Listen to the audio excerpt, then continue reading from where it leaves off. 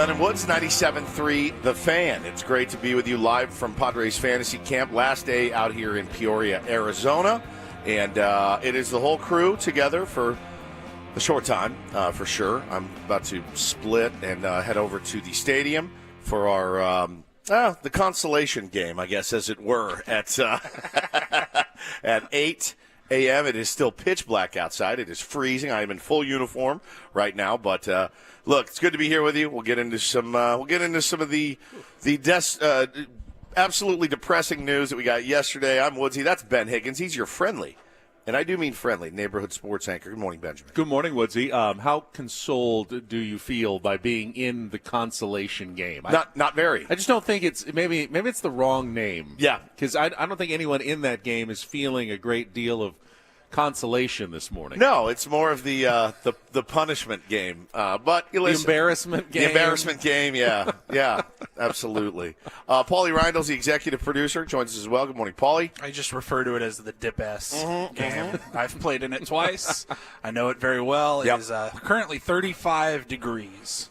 35 out there. Yeah. Woo, mama. Yeah. Game kicks off in less than an hour, which is insane. I think I'll be playing baseball out there in an hour. You can't even see anything.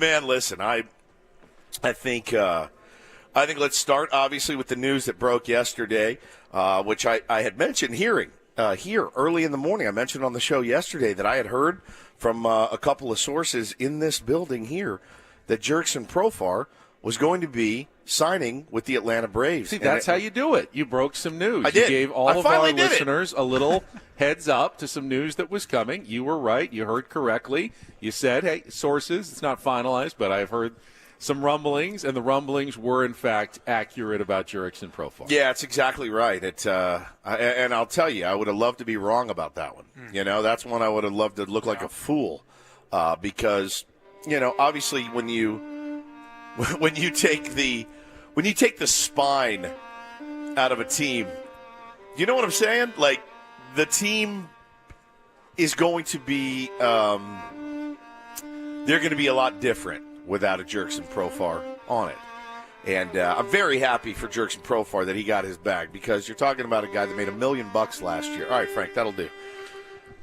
Not today. Yeah, not today.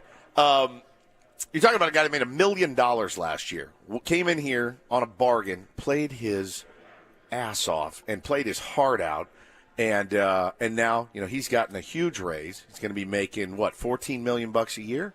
Technically, $12 million this year, 12, and then 15 each of the following 2 years. I mean, that's life-changing money for the Profar family. So he's a great dude. We love him.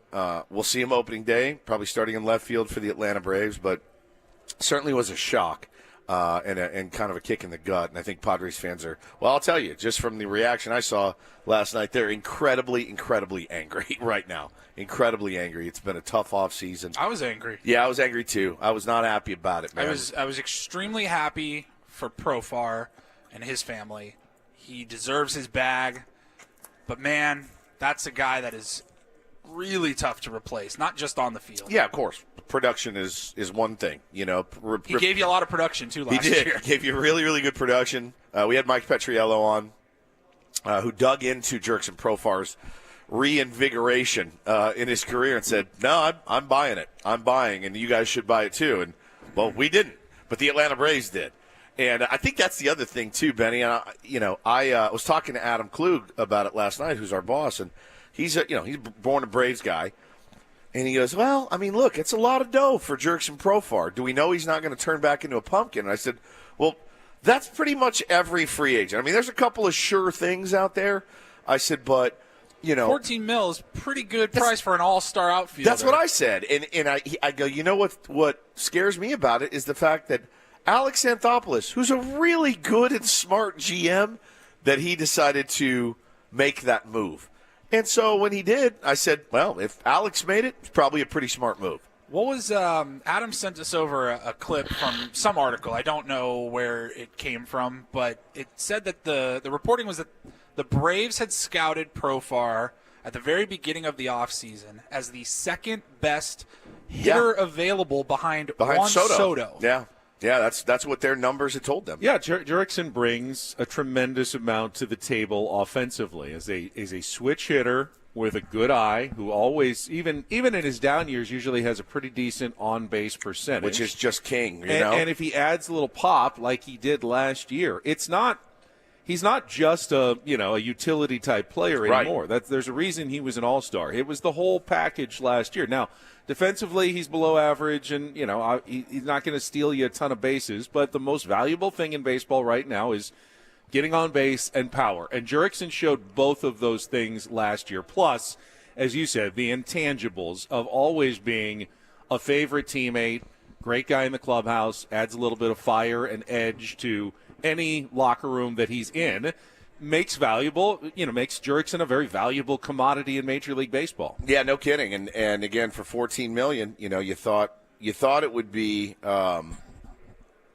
I've seen both sides of the spectrum. I've seen people saying, "Oh man, what an overpay for Jurickson Profar." And the way I look at it, it's kind of the going rate, right now for guys like that with those kind of numbers. So clearly, Padres didn't do it, didn't want to do it, and he's now an Atlanta Brave.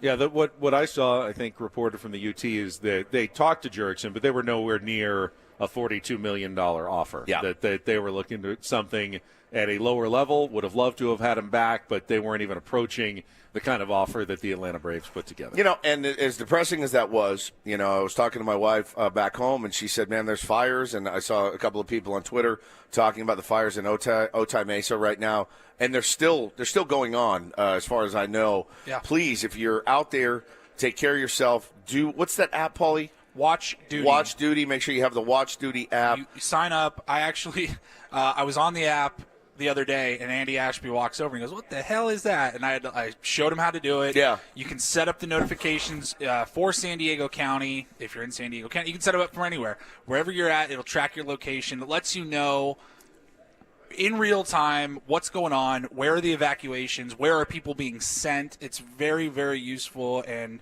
yeah, our hearts go out to everybody that's fighting these fires. I got my boy Clay is in the South Bay Fire Department, and I haven't heard from him in a couple days. I reached out to him just to make sure he's okay. But, man, those guys are working around the clock, yeah. And I just hope everybody's okay. Just a little bit of good news. I did see there is rain in the forecast Saturday night into Sunday and Monday, which would be extremely helpful, in obviously tamping down the fires and minimizing our drought and dry brush conditions that are contributing to all of the fires in Southern California, Los Angeles, and San Diego as well. So keeping our fingers crossed that we can get a little wet weather this weekend. Yeah, terrible, man. We got one of our tier ones in there. Josh says my nephews live in Otay, and their mom is packing things up and getting ready to evacuate. So, yeah, it's getting a little close for comfort out there, as Jaime says in the chat, too. So, listen, please take care of yourselves. Please evacuate if you need to evacuate. Make sure you guys do what you're supposed to do. And, everything can be replaced, but your life cannot be replaced. So make sure you do what you need to do and take care of yourselves out there. How'd you guys do yesterday in fantasy camp? Give us a little update as we go into the last day. Obviously, you're playing in the consolation game, so that's not a – well, we won. It's not a good – oh, you won. Yeah, congratulations. We had a walk-off, and it turns out all I needed was a little bit of public embarrassment and a kick in the ass from Brett Boone, because I had a monster game yesterday. I had 4 hits, 4 for 4, 3 barrels, made every play but one at short. And had a really, really good game. So if you missed it yesterday, Brett Boone came on and pretty much dissected Woods mentally. Yeah. And basically accused you of being kind of a mental midget when you went out to the field. You got all the skills. Mental little person. You look like you could that's true. Yeah. You got all the skills that looks like you could be a great ball player, but then it doesn't translate out onto the field. Which is weird because I played better. Paulie can attest to this. I hit better in adult league back home with tougher pitching than I do out here. I think I'm trying to do too much and trying to impress instead of just letting the game come to me. When I'm with my guys on the weekends, I'm not trying to impress anybody. I'm trying to go out and win a ball game. I need to have the same mentality. He's absolutely right. So I did. I strode up to the plate yesterday and I don't care. I'm going to wait one more click on the fastball, and boom, into the gaps we go. So I had a great time, a really fun game. Thanks to Brett Boone for kicking me in the ass. I hope I have another one today, and I'm really ready to get home and see my kids. I miss my kids terribly. FaceTimed with them last night, and they discovered creamsicles for the first time ever. So I caught them right in the middle of eating creamsicles, and Taylor said he started eating the orange part, and then he goes, I don't want this part. I don't like this butter in it. I said, it's not butter. Butter. It's like ice cream. He goes, I don't buttersicle. I don't like butter in my orange popsicle. Oh, okay. So I said, well, listen, boys, Dad's coming home tomorrow. We got a flag football game tonight for Bo. I can't wait to grab him. A week away from him is way too long. I believe it's vanilla ice cream. It's vanilla ice cream. That's really what it is. Yeah, it's not butter. It's not butter. It's not butter. Vanilla ice cream. And, Paul, you guys lost, but you're in the third place game, so you should be around for most of the show. Yeah, I'll be around for okay. just up until probably the last segment of the show. And don't know how, but we lost in another walk-off fashion yesterday. God, our center fielder missed the relay, man, by throwing the ball into right field and allowing the winning run to score. You see but it all, man. I think you winning actually helped us because somehow, even with the loss, we jumped like 2 teams and we're in the third place game. Yeah, so, there you go. There we go. I'm playing for, 6th, and you're playing for – I'm playing for 7th, and you're playing for 3rd. All right, let's take our first time out here. I think we really need to face, once again, like the reality of what this offseason is going to look like for the San Diego Padres. I still sense some – well, I sense some confusion from the Padres fan base. Like, what's going on here? Why are the Padres not able to sign a guy like Jurickson Profar? Yeah. Or anybody. Well, anybody. And again, I can go through what we know, what we don't know, and try to at least talk it over about what's going on here with the Padres this offseason. We can do that coming up. Get some traffic from Kelly Danick, see if any of the roadways impacted by the fires back home in San Diego, and then we will be back with more Padres Fantasy Camp. It's Ben and Woods on San Diego's #1 sports station, 97.3 The Fan.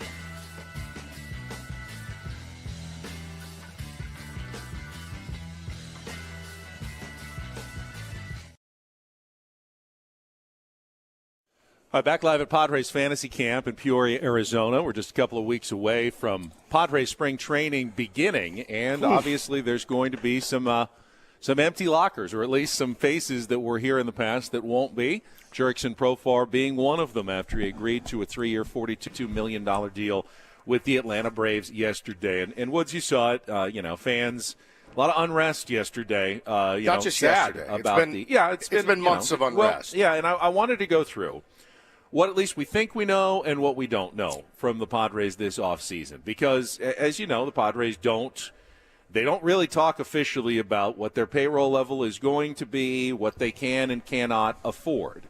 So we have to kind of go with what they've done recently in the past, some of the reporting that's been out there. Well, before you go into the autopsy, essentially, of what it is, I think it's important to say, and I talked to you about this a little bit last night, every single athlete we've ever covered, we've asked them, hey, what did it feel like to be traded? What was it like to be on the trading block? What was it like to be cut? What do they always say? Hey, I'm a professional. Talk to me like a professional. Treat me like a professional. Tell me I'm not a part of your future plans. We just heard Nick Castellanos talking about this. Calls Dave Dombrowski. Dave, are you trading me? No, I'm not trading you, Nick. Great. Okay, let me know if you do. Thank you. There's been zero word. And I'm not saying that there needs to be Eric Katsenda needs to be on the radio saying, this is our plan, this is what we're going to do. But I do think there needs to be something. And, I wanted the fans to know, and I talked to Adam about it last night. The offer's been made, okay? We've offered the platform. It has not been accepted. So I can't force somebody to talk. I'm not going to walk down into Petco Park and kick somebody's door down. But the fans do need to hear something at some point from someone. What would you like to hear, though? And that's what I'm telling you. Shoot me between the eyes. If you're going to tell me, hey, guys, we're probably not adding anyone, okay, I can deal with it. If you tell me we are still grinding and busting ass behind the scenes to try to get a free agent, to try to get somebody in here, fine, I can handle it. But shoot me between the eyes. To not say anything dude, you saw what was happening last night on Twitter. You guys saw that, right? People being doxxed and things like that.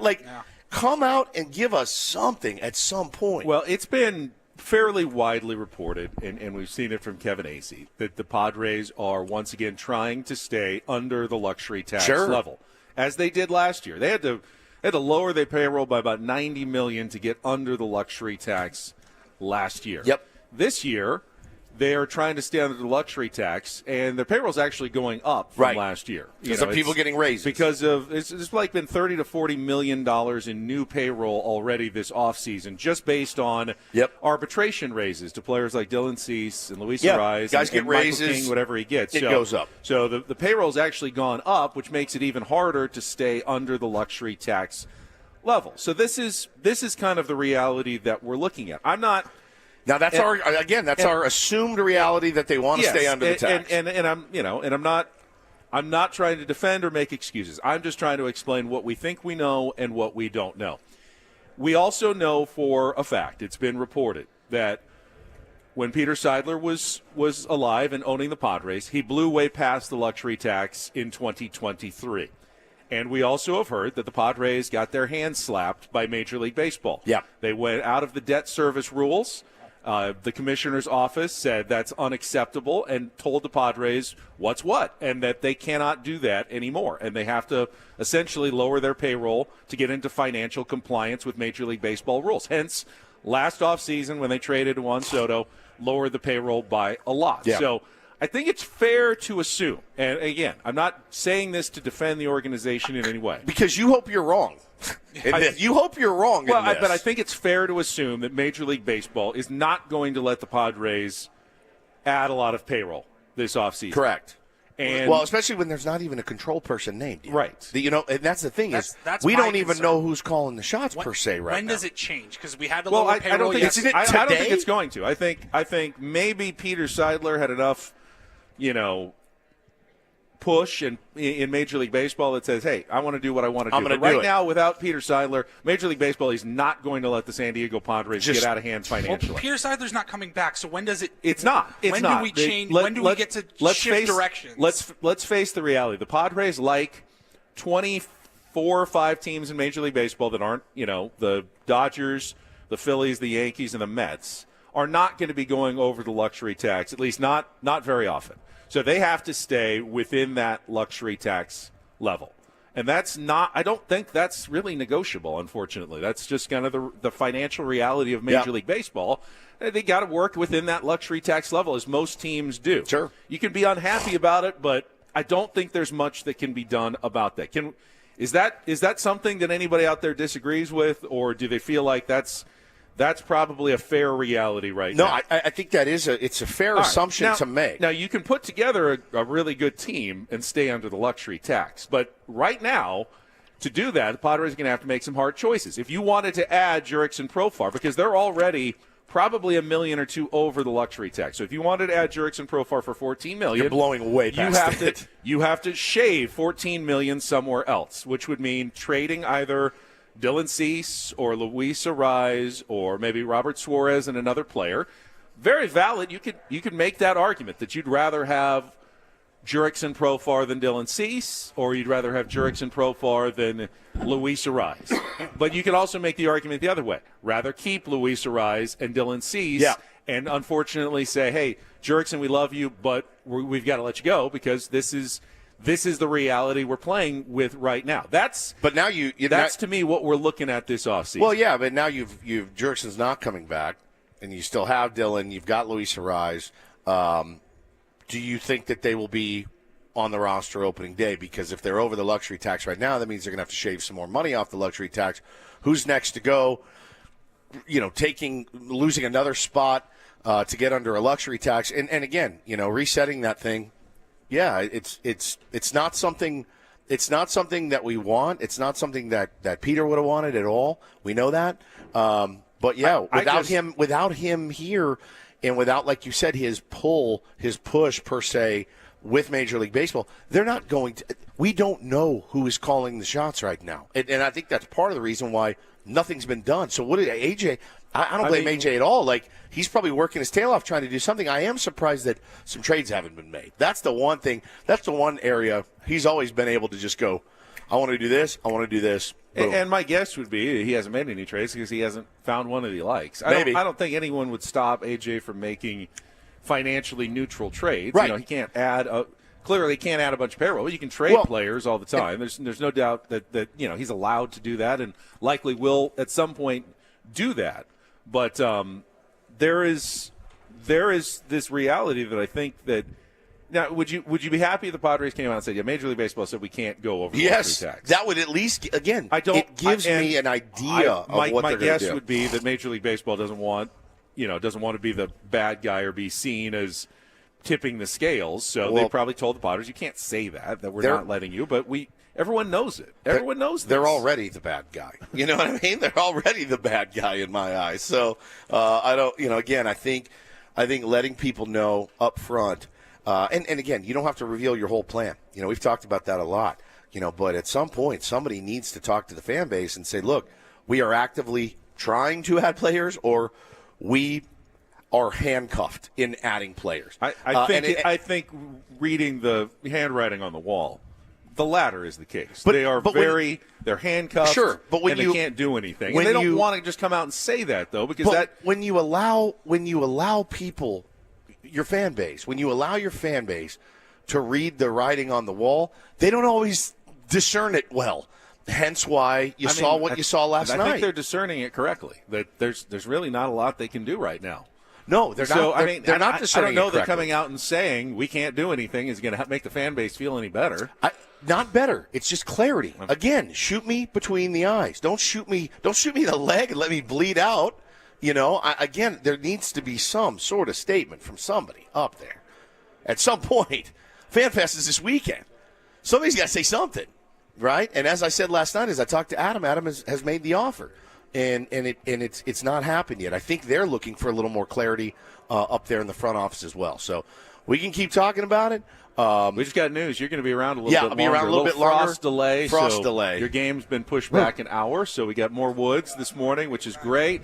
Jake Peavy walking in this morning. Got coffee for everybody. We will come back, continue our discussion about the Padres off-season, Jurickson Profar's departure, and more coming up. First, Woods and I want to tell you about trust and will. It is so important for your family's sake just to make sure that you get your wishes known in a legal document that if something happened to you, they could pull out and just show and like, okay, here it's all spelled out. We don't have to go through a giant, lengthy probate process. Keep things simple. It can actually save you some money, your family some money if you're gone, and the process, Woods, is very easy. Yeah, make sure you get that trust as well. That's the only way you can avoid probate court. It's lengthy, it's costly, and it can drag on for years. So I didn't know, man, that so many people our age and really Americans have not done this yet, have not gotten a will or trust. It's so critical if you have children as well. If you pass away without a will, the courts, not your family, they get to decide who will raise your children. That doesn't sound ideal to me. You work so hard to build, buy a house, create a life. Yeah. You want that passed down to your children. So make sure that it is. Just, again, go to trustandwill.com and follow the easy process. Just use the code San Diego, all one word, at checkout. Get 10% off plus free shipping of your estate plan documents at trustandwill.com. That's trustandwill.com.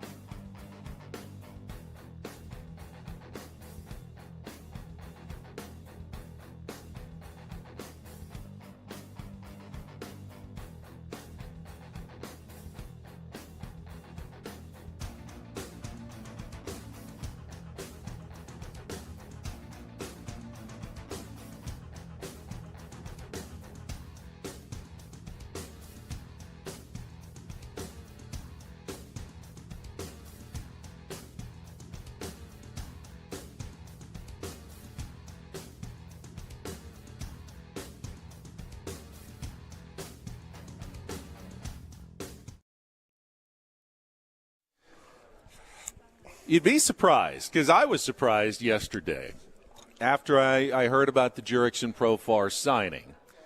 I thought, well, who is left out there? The Padres still need some sort of help in the outfield. Yeah. It almost seems impossible that they can, start the season with who they only have right now on the roster. Well, didn't A.J. Caswell wrote a piece, and he said it would be, as it stands today, it's Lockridge and Tirso. Yeah. Like a platoon. A platoon. Which, I guess that gives you 9 players out on the field, but that's not ideal. That would not be ideal to start the season, to rely on guys who have not, performed at the major league level. So I was surprised, and we can get into this, when I started looking at, okay, that's pretty much it, right? Jurickson signed, Santander's out, Yep. O'Neill got signed. All the big outfielders are gone. Who is left who has any, experience, who could, possibly have a good season in the outfield for the San Diego Padres? And what I learned is that actually quite a few names that are still out there, and I wanted to discuss those, and we can get into those coming up here. First, I want to remind everybody that the Biggest Fan Contest is returning on Monday, January 27th. Our grand prize is a night in the Odyssey Suite with 20 tickets for you and your friends at a future Padres game. Just register your name right now. Do it before Monday at 97.3thefan, sd.com/biggestfan, and listen when we announce names each day at 9 a.m., 1 p.m., and 5:30 p.m. for your chance to qualify. Hear your name, you call us back, put you into the drawing, a chance to win the big prize, the grand prize, at the end of the contest. All right, you want me to go through some of the names of the guys who are still out there? And some of these guys may be completely washed up. Some of them may still have a good season or two left in them. You give me some reaction. Okay. There.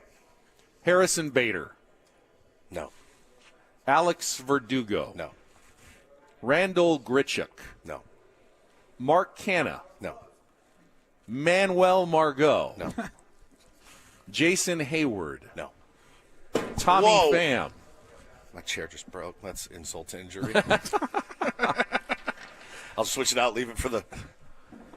Tommy Pham. Yes. Yeah. Honestly, 100%. I probably would say of the names that are left, You wanted an edge? given the edge that you've lost in Jurickson Profar. You lost an edge, you pick up an edge in Tommy Pham immediately. So- What does the Tommy Pham command? what does he cost you? What was he, like $3 million last year? Yeah. I mean, quite a bit less than Jurickson. Can he produce anywhere near what Jurickson does? Yes, maybe. Actually, if he has a good season, that is, I think, a very legitimate option. We've heard that A.J. Preller has had discussions with him even after he left the Padres about returning.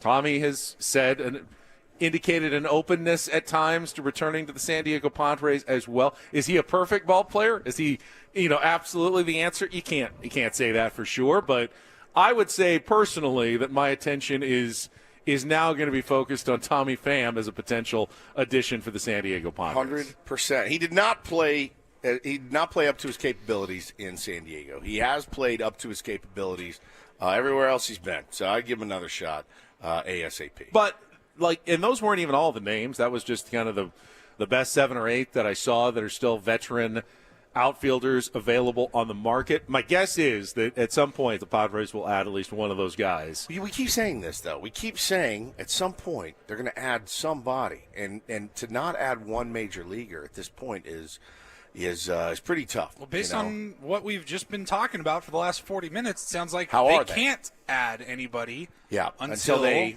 move others. someone. I mean, the Atlanta Braves hadn't added anyone until yesterday, and they've actually lowered payroll quite a bit more. The Padres have increased payroll.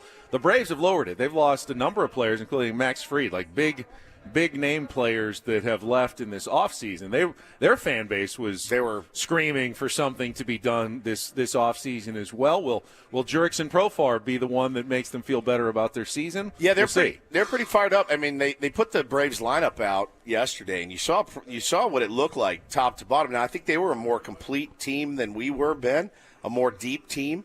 They're pretty set now. Jurickson really was a final type piece for them. It's a hell of an outfield. And now they've, Jared Kelenic, they have Kelenic, they have him, and he's a man without a home right now because of the Jurickson Profar signing yesterday. So they're a deeper team. They were closer, I think, to being a more complete team than the Padres were. And they were obviously ravaged by injuries last year. Crushed by injuries going last into year. the playoff series against the Padres, seemed like they're kind of a shell of themselves at the end of the year. But they weren't happy with the way their season ended, getting swept out by the Padres in the wild card round, and they're hoping to bounce back this year, but they didn't do it by going out and spending a ton this offseason. That's for sure. And I'm sure Braves fans are going like, hey, we were so close, we want to take a step forward.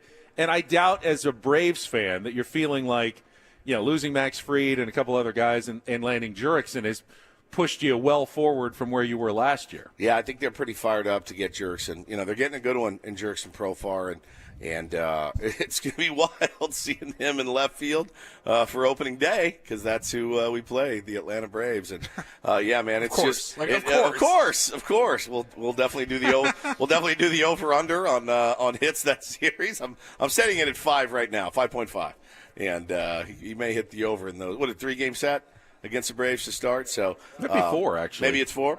Yeah, so listen, I think everybody that's panicked and dooming right now, I'm with you. I feel you're absolutely justified in feeling so, because it's been pretty quiet, it's been pretty murky. I'm still getting on the daily. Why aren't these guys coming on the air and talking? Why isn't Shield coming on and talking? And look, here's the thing: this is in litigation. It's in litigation. You didn't see OJ on sports radio in the middle of his trial, right? He wasn't going on Jim Rome or Hacksaw's show and said, let me talk about my case. You got a problem. Yeah, you've got a problem. You're up for double murder. So, it's different, but it's the same. It's in litigation. No one's going to say anything right now. But, the front office is not in litigation. The front office can come on and say, look, I hear your frustration. I feel it. I can read it. We need to figure it out. Have some faith, whatever your message may be. But I do think, letting us come in and have to spin out about it and having the fan base spin out about it, I don't know that that's the best course of action either. Yeah, it's easier to keep a low profile during the offseason right now. Usually. I mean, Anybody else exhausted from baseball, and baseball hadn't even started yet? I don't know. When was the last time you saw A.J. Preller? I have not seen him. It's been a while. I haven't seen him in forever, man. But that will end shortly. I don't know that he'll be at FanFest next weekend, but he will be here at spring training, and it will be unavoidable. He will have to talk to Sam Levitt. He will have to talk to Dennis Lynn and Kevin Acee. He can't simply just duck and disappear during spring training. They will have to start talking here in a couple of weeks. Yeah. The fact that they haven't done it now is not unusual. During the offseason, teams aren't calling press conferences daily. There's no teams that are signing free agents to announce the signing of the free agent. Yeah. I just saw a Tanner Scott press conference. I saw a Roki Sasaki press conference. But without any signings or trades to announce, teams don't announce State of the Union press conferences in January. Well, listen, I don't know that. I don't know that everything's cookie cutter. I think it's a case by case basis. And if the front office is gauging the temperature on social media, and I know that they are, it may behoove them to at least try to say, we're in on guys, we're working on guys. You know what I'm saying? But what if they're not? I mean, this is the problem. Then I'd still like to know that. So I'm sure they're seeing the reaction and going, fans want us to sign someone. They want us to add someone. But we can't. Major League Baseball has told us, or not. But again, we can't. So you're just assuming. You're assuming that Major League Baseball has said you guys are in a holding pattern. You're in a holding pattern. You're frozen. Now it happens where things get frozen. You can't make moves. Like it happens with companies all the time. We are in a hiring freeze. We cannot add. I could come into Adam and say, I have found the next big thing in radio. He'll do it for nothing. Guys, we're on a hiring freeze. We can't do it. I can't hire Howard Stern for $1. We cannot make another hire. That happens. But I don't know. I mean, we're assuming that Major League Baseball said that, but we don't know. We have no idea. There are a lot of teams right now in baseball that should have the finger pointed at them for doing nothing in free agency. We're one of them. We are one of them. But we're lumping ourselves in groups with teams like the Marlins, who have not spent one red cent in free agency. that's the echelon we want to be? That's the level we want to be at? I don't think so. So the Padres have a $100 million payroll higher than the Marlins. They're not in the same echelon but at all. They have both spent $0 on major leaguers. Zero.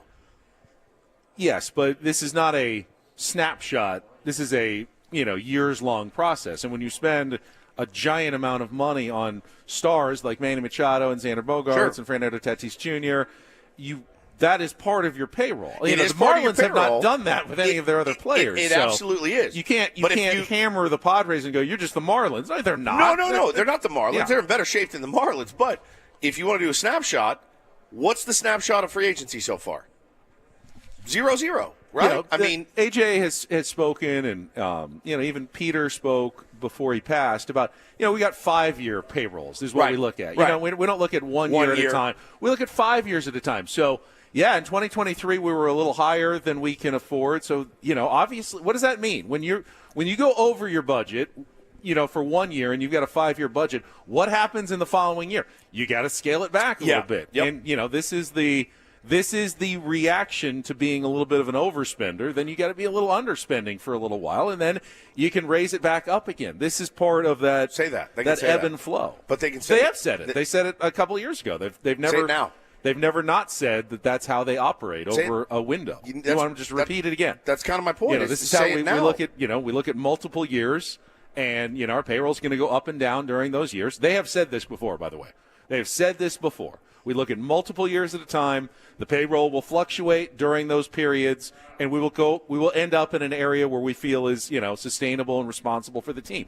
Even Peter said that before he died, that it was a long-term process, and you can't really just take one moment in time and go, hey, they're spending too much. Hey, they're not spending enough. It's not a one-day deal. It's a multiple years deal, and this is where they're at.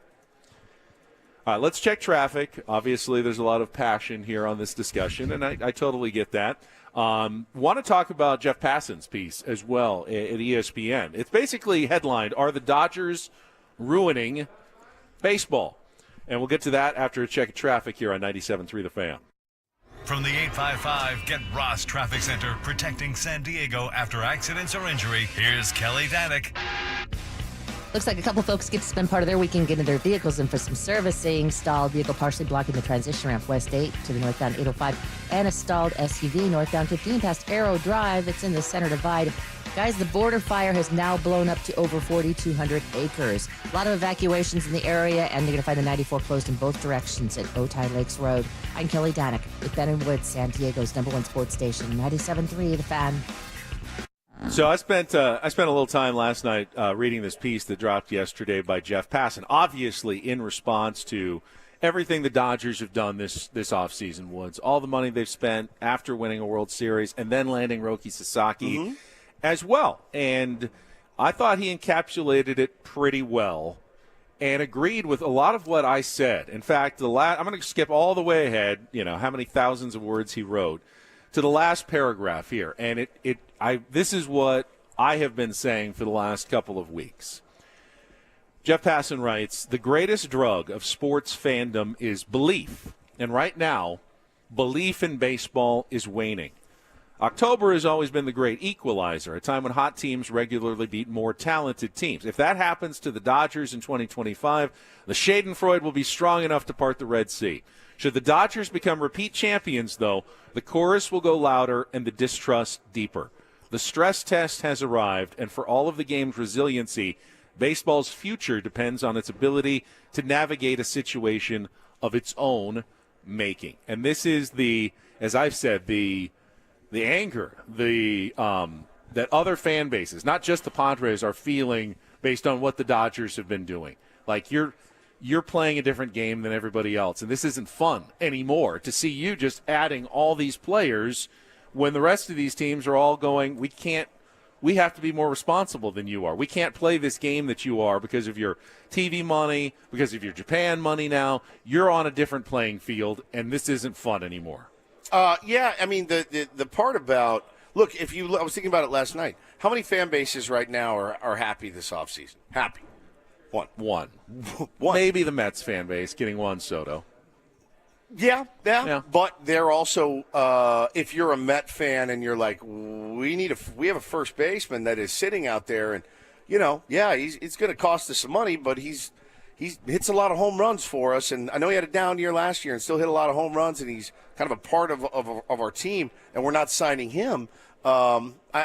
Met fans are happy, but nobody's feeling like a Dodger fan right now this offseason. So, yeah, that's definitely something that needs to be looked at. I think you said it well. I mean, you don't want to go into a season where only one fan base is feeling really, truly excited and optimistic about their team's chances going into the year, right? Yeah. You don't want to have 29 teams going, best case scenario, hey, everyone performs great. We could definitely be the second best team in baseball. Right. Which is, I think, even what the Mets are kind of, and their fans are kind of thinking. Now, does that mean they can't beat the Dodgers in a playoff series? As Passan wrote, yes, that's the equalizer in the playoffs. It's a short series. Anything can happen there. But in the regular season, everyone's playing for second place right now. Pretty much. In baseball. Yeah, pretty much. And that's the ceiling at this point. And I don't think I've ever been able to say that.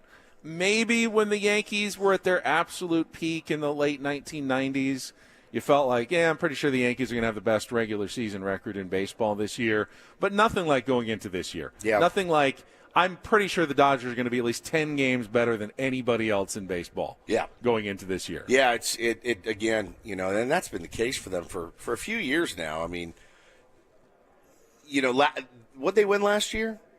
90. Yeah. I mean, yeah. And that was a disappointment. I mean, that was the one where it was like, man, that team, the way that they're constructed, should win easily over 100 games, and they didn't. But, hey, look, they got the ultimate prize last year. A lot of pitching injuries. Yeah, a lot of injuries. And still they almost won 100 games. Yeah.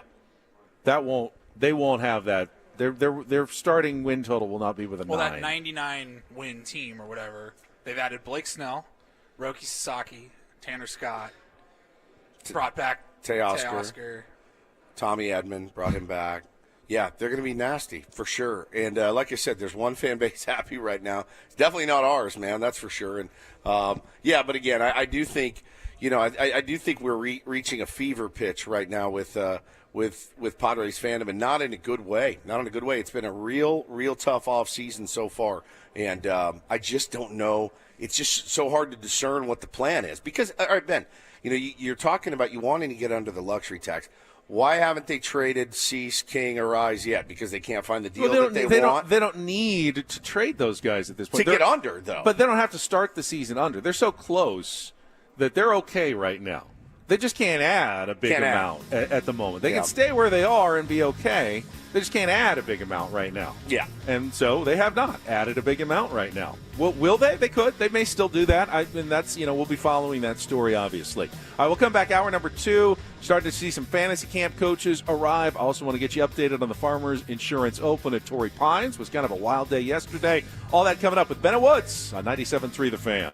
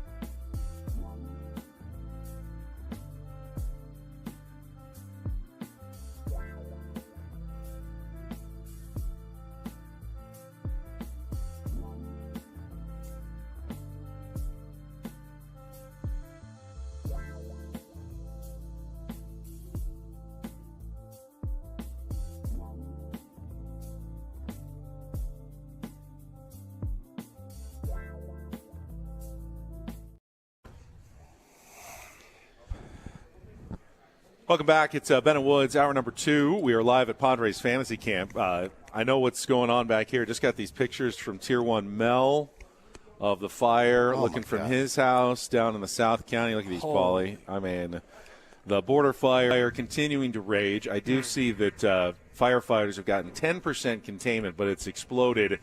And there has been some school closures and some other news that you probably need to know. So let's get an update quickly here on the border fire and everything you need to know on 97.3 The Fan. Dorothy Tran for Odyssey San Diego with an update on the Border 2 fire on Otay Mountain. An evacuation order has been issued for Otay Mountain. Residents in Zone SDC 2543 should leave immediately. Evacuation warnings have been issued for the surrounding areas of Otay Lakes. Officials advise if you have mobility issues, pets, or livestock and are in this evacuation warning area, take that time now to go ahead and leave. Be prepared to evacuate should conditions change, and if you feel you are in danger, go. There are some school closures today due to the ongoing safety and air quality caused by Border 2 fire. Salt Creek, Eric S. Camarena, Wolf Canyon, Olympic View, Liberty, Eastlake, Thurgood Marshall, and Arroyo Vista will be closed today. All other schools will remain open. We'll have more updates for you as the story develops. All right, thank you, Dorothy. And if, again, the situation changes at all, you can feel comfortable. Stay tuned here, and we will have more updates for you as the situation develops. Obviously, for us, though, we're still talking about the Padres and Jurickson Profar signing with the Braves. Saw this tweet from SIS Baseball, kind of questioning whether Jurickson is worth it defensively. Jurickson Profar's defense in left field the last 2 seasons has not been great stats-wise. Negative 19 runs saved, the only player faring worse. Kyle Schwarber. Eric Hosmer saw that and said, hey, if you've watched Profar in left field the last 2 seasons, you'll quickly realize how garbage those stats are. I hate to call stats garbage. Stats are just numbers. Defensive are tough, though. I would say that Jurickson is a better outfielder than his stats indicate. I would say that too. I mean, think about some of the plays he made in the playoffs. The catch in left field at Dodger Stadium was one of the best I've ever seen in my whole life. I mean, it was just one of the best catches you will ever see.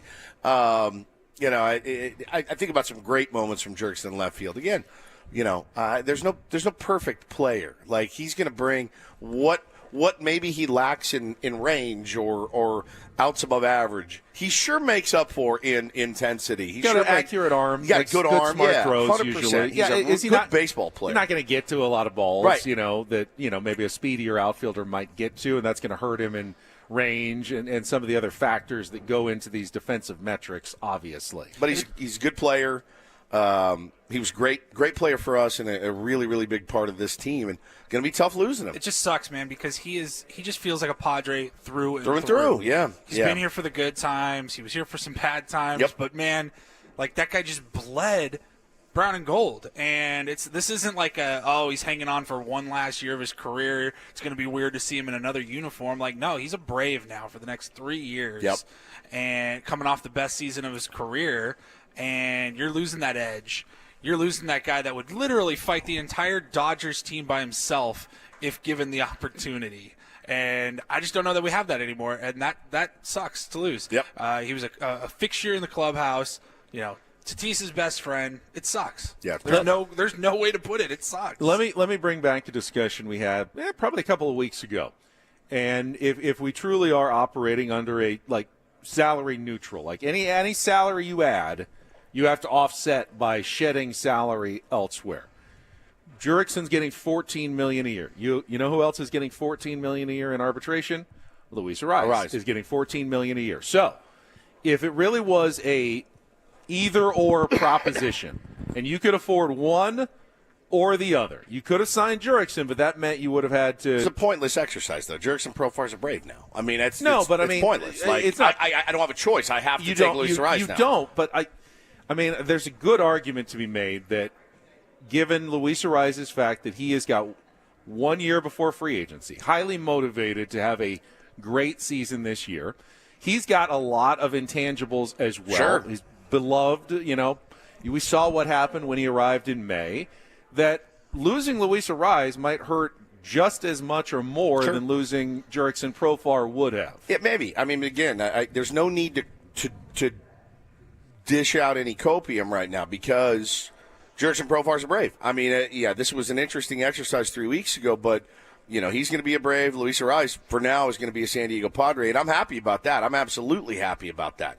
I'm not saying this is an exercise. I'm saying that there's likely the same discussion went on in the offices at Petco Park or here, over the last 3 weeks. All right, we can afford one or the other. Which one are we going to keep? Well, listen, and maybe they decided, and at this price, I think maybe Luis Arraez is the better option. Plus, you're not. But one's an Arbrace and one's a free agent, so he's not going to sign for 1 year, $14 million. Well, that's the other part of it is that you're set.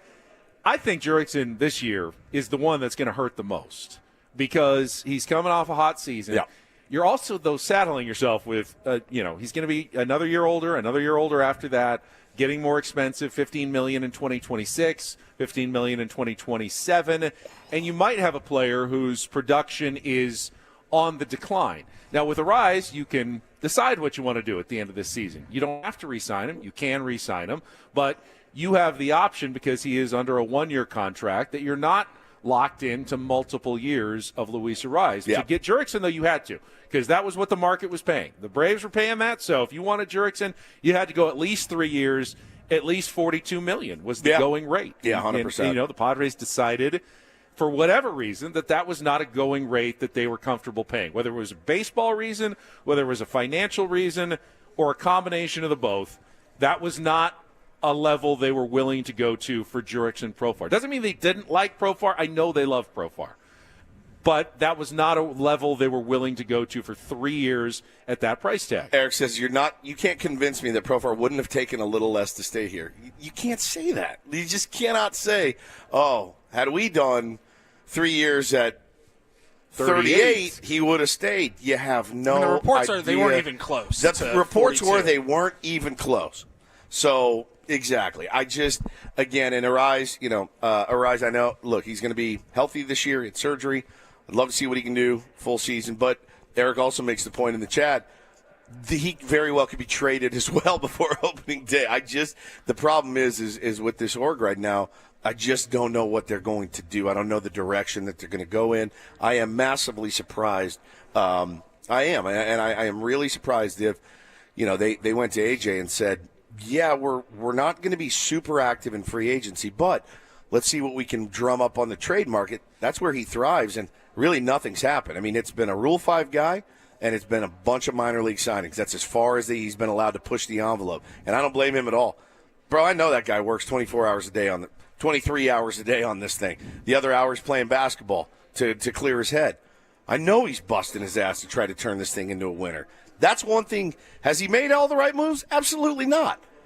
But I know the guy wants to win, and I do worry now. Do you guys worry a little bit now where you're like, man, if the shackles are on him, are we going to be able to keep him when his contract expires? Or is he going to want to go somewhere where he's like, I'm going to need the chance to start over. I'm going to need the chance with a little bit more financial flexibility. Because it kind of makes – had you asked me really like – considered had that. you asked me like 5 years ago to say, you know what, man?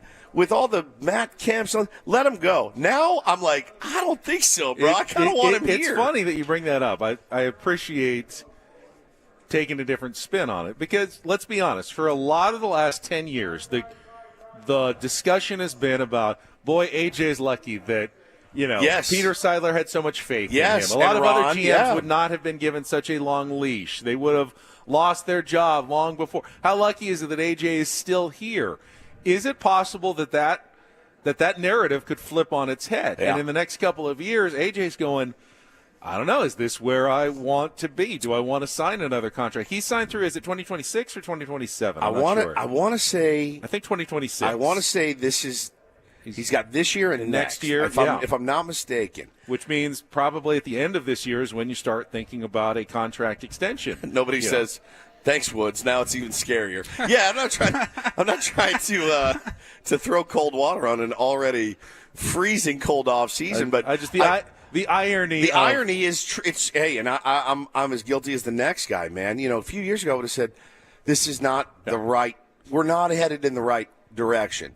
And now, after what I saw that man do last offseason, it really showed me something. And I said, ooh, we can't lose this guy. If you had told Padres fans at the end of 2019 that we'd be having the discussion about worried about losing A.J. Preller here in early 2025. I know. You'd go, I know. What did I miss the last 5 years that changed the narrative on A.J. Preller so much? Honestly, man, the job that he did last year was spectacular. And, we kind of went into this offseason thinking, well, listen, it's probably not ideal.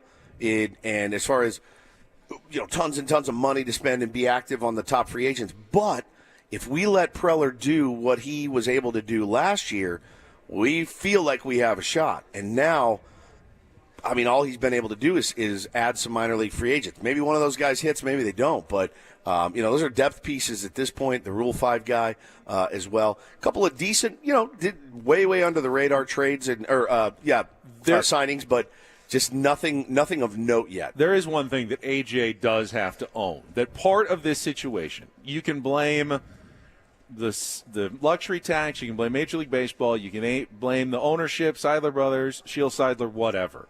But part of this is a mess of his own making as well. Oh, yeah. We talked about him. He is pushed. Painting himself into the corner. He is pushed, and, sometimes the bill becomes due. Yeah. You have to pay the piper at some point. When Yes. you give out as many big contracts as you do. Trade as many prospects. When you trade as many prospects as you do, you don't have as much capital to work with. You use some of that capital just to get the Marlins to pay for Luis Arraez last year. You can't keep doing that. You have finite resources, and some of this is also on AJ. He's trying to put a winner on the field, and he's doing it creatively. But at some point, you send that bucket down to the bottom of the well, and it comes up, Empty. and it's dry. Yep. The well is dry, and there's nowhere else to go. You've painted yourself into a bit of a corner here, and now you have to figure out the best way to try to get through it. And unfortunately, I think that right now it's just absorbing a little bit of this pain of this offseason where you can't do much because you have handcuffed yourself a little bit with some of these moves. No question. All right, well, let's take a timeout. Since you're still here, Woodsy, and your game's been delayed, let's have some Don't Do This in our next segment because I would love to discuss the Ippei Mizuhara news, the sentencing recommendations, and what came out yesterday about Shohei Ohtani's former translator, and we'll get to that coming up next. First, I want to tell you about the Barnes firm. Injury attorneys, you've seen their ads for years. Rich Barnes comes on your TV, gives you the phone number, 1-800-8-million. But why is it so important that you remember that number? You never know when you're going to need an attorney. You may end up in an accident later today. Hopefully you're not, but these things aren't predictable. And if you are in an accident and you need someone to fight for you against the other drivers' lawyers, against the insurance companies, the Barnes firm is there for you in San Diego. They're a team of expert attorneys who have years of experience in fields like self-driving cars. They're not science fiction anymore. They're on our roadways. They're designed to prevent accidents, but sometimes they cause them because they're unavoidable. So who's responsible? Is it the other driver? Is it the other car manufacturer? Is it a software developer? They have gotten into these complex cases, and they know how to get the best settlements for you or go to trial and win the biggest cases for you. So if you need an attorney, please go online to thebarnesfirm.com or just give them a call at 1-800-8-million. You get a free consultation, and if they take your case, you only pay if they win. So they're taking on the risk, and you're getting the biggest settlement possible. This is a great deal. So, again, call 1-800-8-million for the Barnes Firm. It could be the best call you ever make.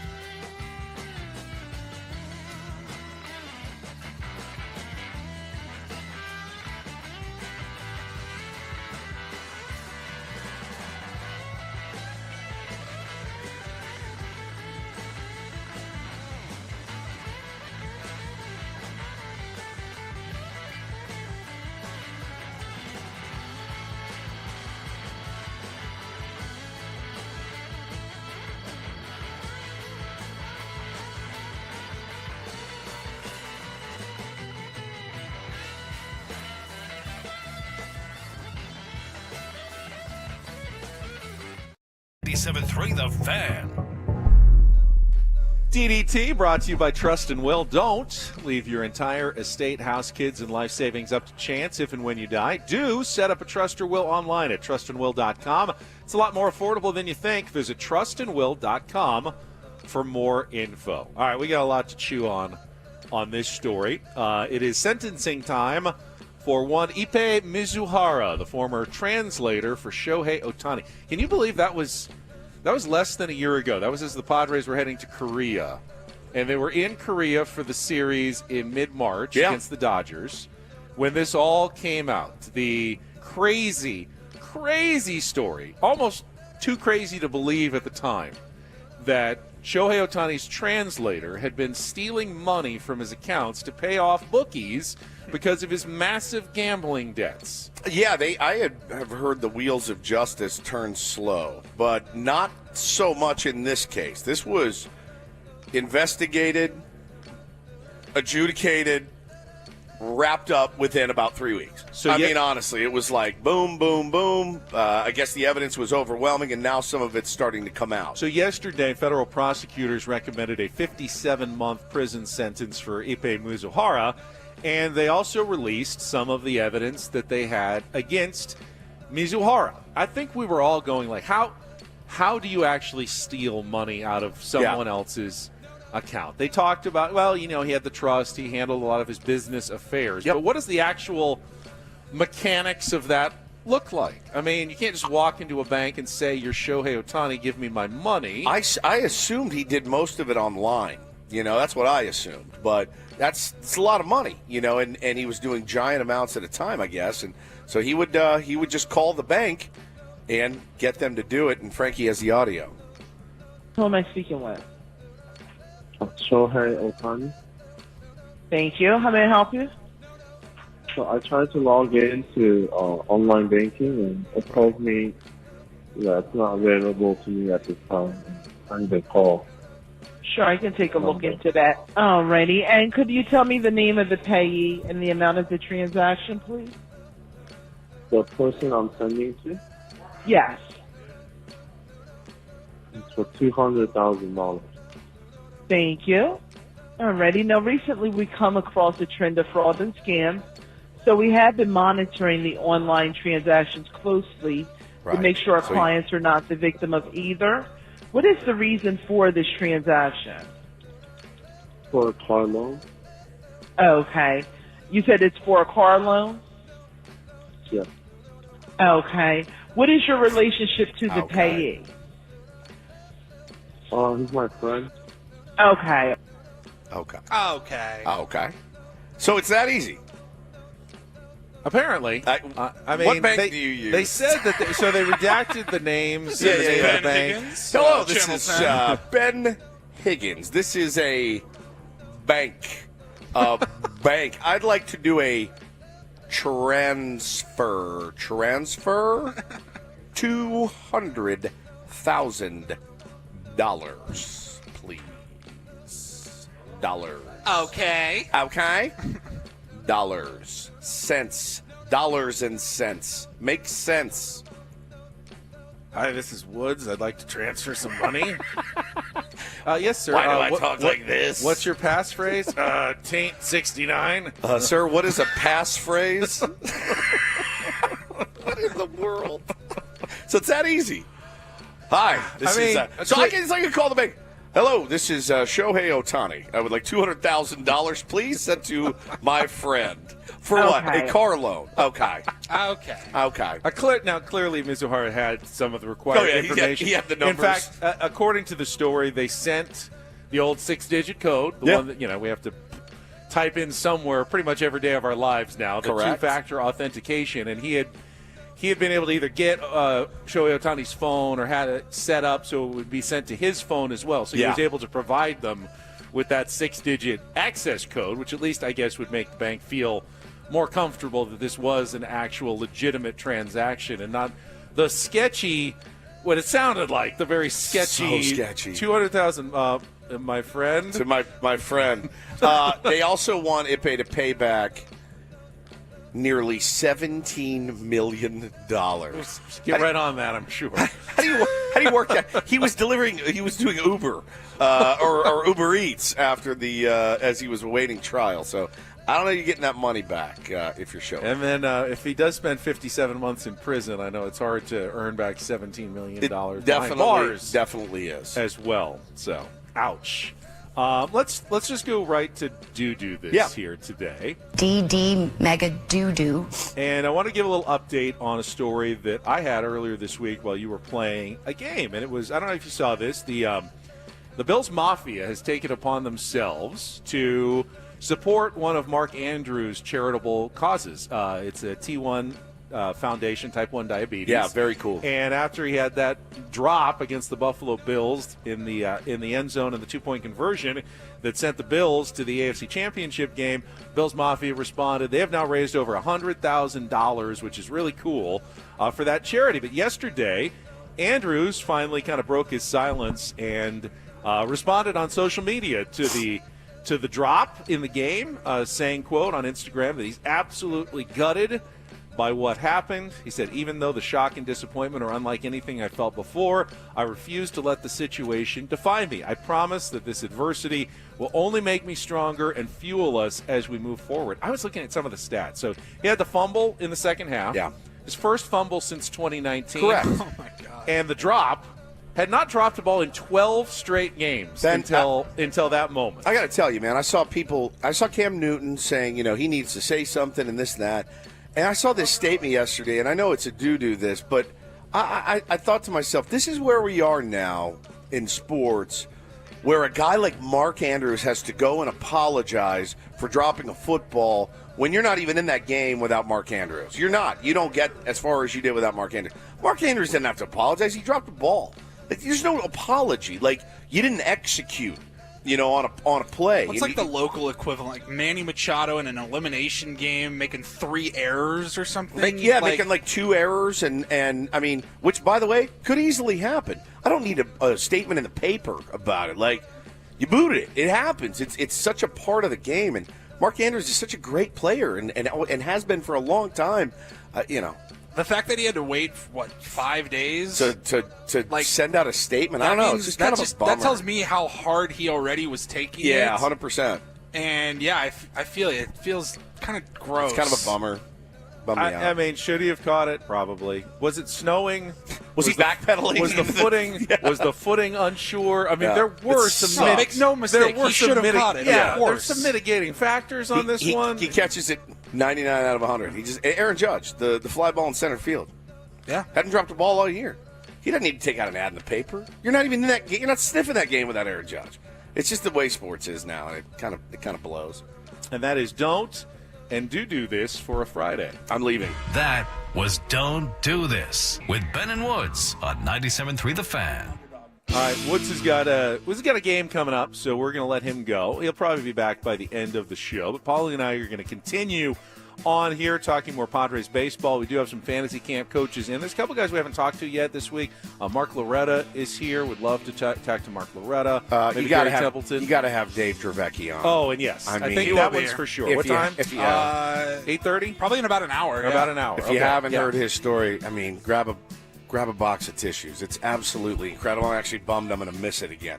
But listen, guys, if you're a California sports fan, Underdog is here, available to play in your state. Best place to cash in on all of your takes during the playoffs, which players are going to go off, which ones are ice cold.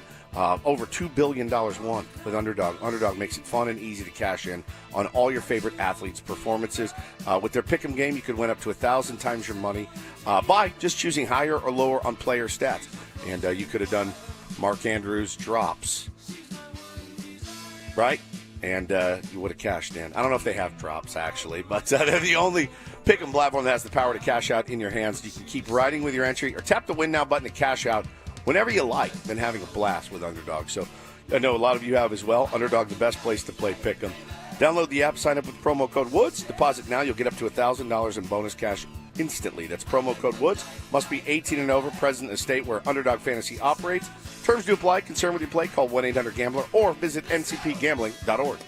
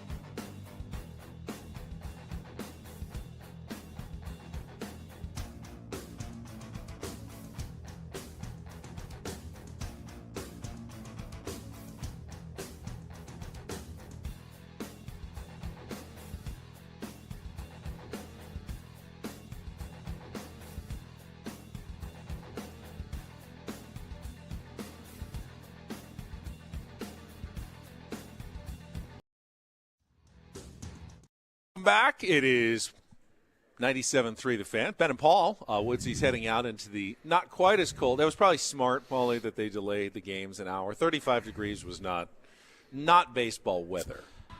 No. It's a little better now. No. It's still chilly. It's 39 degrees. Still chilly outside. It's 8:34 in the morning here in Arizona, and still very chilly. Players are used to it, though. You know, when they show up at spring training in 3 weeks, it's cold in the mornings. It is definitely cold. But, you know, a month from now, it'll start getting pretty warm. And I guarantee you there'll be some 80, 90-degree days by the time spring training's over here in Arizona. This segment of Ben and Woods is brought to you by Robert Half. 9 out of 10 hiring managers are having difficulty hiring. Robert Half is here to help. They're recruiting professionals utilizing award-winning AI to connect businesses with highly skilled talent. At Robert Half, they know talent. Visit roberthalf.com/talent today. Now that Woods is gone, Paulie, you can't stop me from talking a little bit about golf yesterday. I get it. Do you think? Let me turn my mic off real quick. I didn't watch a ton of it because I was playing my own round, but I checked in and saw the what happened at the Farmers Insurance Open with the huge wins, obviously, in San Diego yesterday. Got to the point later in the afternoon that gusts of over 35 miles an hour made it unplayable on the golf course. And this isn't a case of PGA Tour players just being like, oh, it's too windy, I don't want to play golf. Literally, they would try to put the ball on the green, and it would start blowing away. And when that happens, you can't play golf because the ball has to stop rolling for you to actually hit it. So, you know, you can feel sorry for them or not, but scores were way up. What happened to the game I used to love? What happened to the game? They'd just go out there, and if the ball was rolling, play it as it lies. They'd have to chase it around until it stopped. But because of the tough conditions, scores were not good yesterday. First-round leader Ludwig Oberg shot a 3 over 75 on the South course, and even though he shot 3 over 75, he's still tied for the lead with Lanto Griffin heading into the third round. They still need to finish the second round because of the delay. About 29 players were unable to finish their round due to darkness, so they're getting up early, teeing off this morning here in a little bit. They will finish their round. They will make the cut line, which looks at about 1 over par, and then start third-round play later today at Torrey Pines and get us down to a champion hopefully by tomorrow afternoon. So conditions are supposed to be obviously a little more San Diego nice today. And the rain now looks like it's not going to come until Saturday evening. So hopefully they get in the tournament on time and everything's finished by tomorrow afternoon. But that's a quick update with Lanto Griffin and Ludwig Oberg, 1 shot ahead of Danny Walker. A couple of other guys that you might have heard of on the leaderboard, including Joel Damon from Full Swing. You've seen him before. He's at 3 under par. And Charlie Hoffman battled through. I think he's right on the cut line at 1 over par, but should get into the weekend. So quick update on the golf tournament for you. All right, I just saw some new baseball bold predictions on ESPN.com. One involving the Padres, one involving the Los Angeles Dodgers. It's bold predictions season. The way still. too early power rankings. Yeah, no, this is. I mean, we're pretty late in the off season to get to some bold off season predictions, but bold off season. Yeah, there's still moves that could still be made. They think, and we'll get to those after a check of traffic here on 90 Fan. From the 855 Get Ross Traffic Center, protecting San Diego after accidents or injury, here's Kelly Danick. Guys, fire crews are handling yet another brush fire eastbound 52 near the 805. Got the east 52 to south 805 blocked at this time, but they did reopen eastbound 52 to the northbound 805. But yeah, give yourself extra time if you need to travel through that area.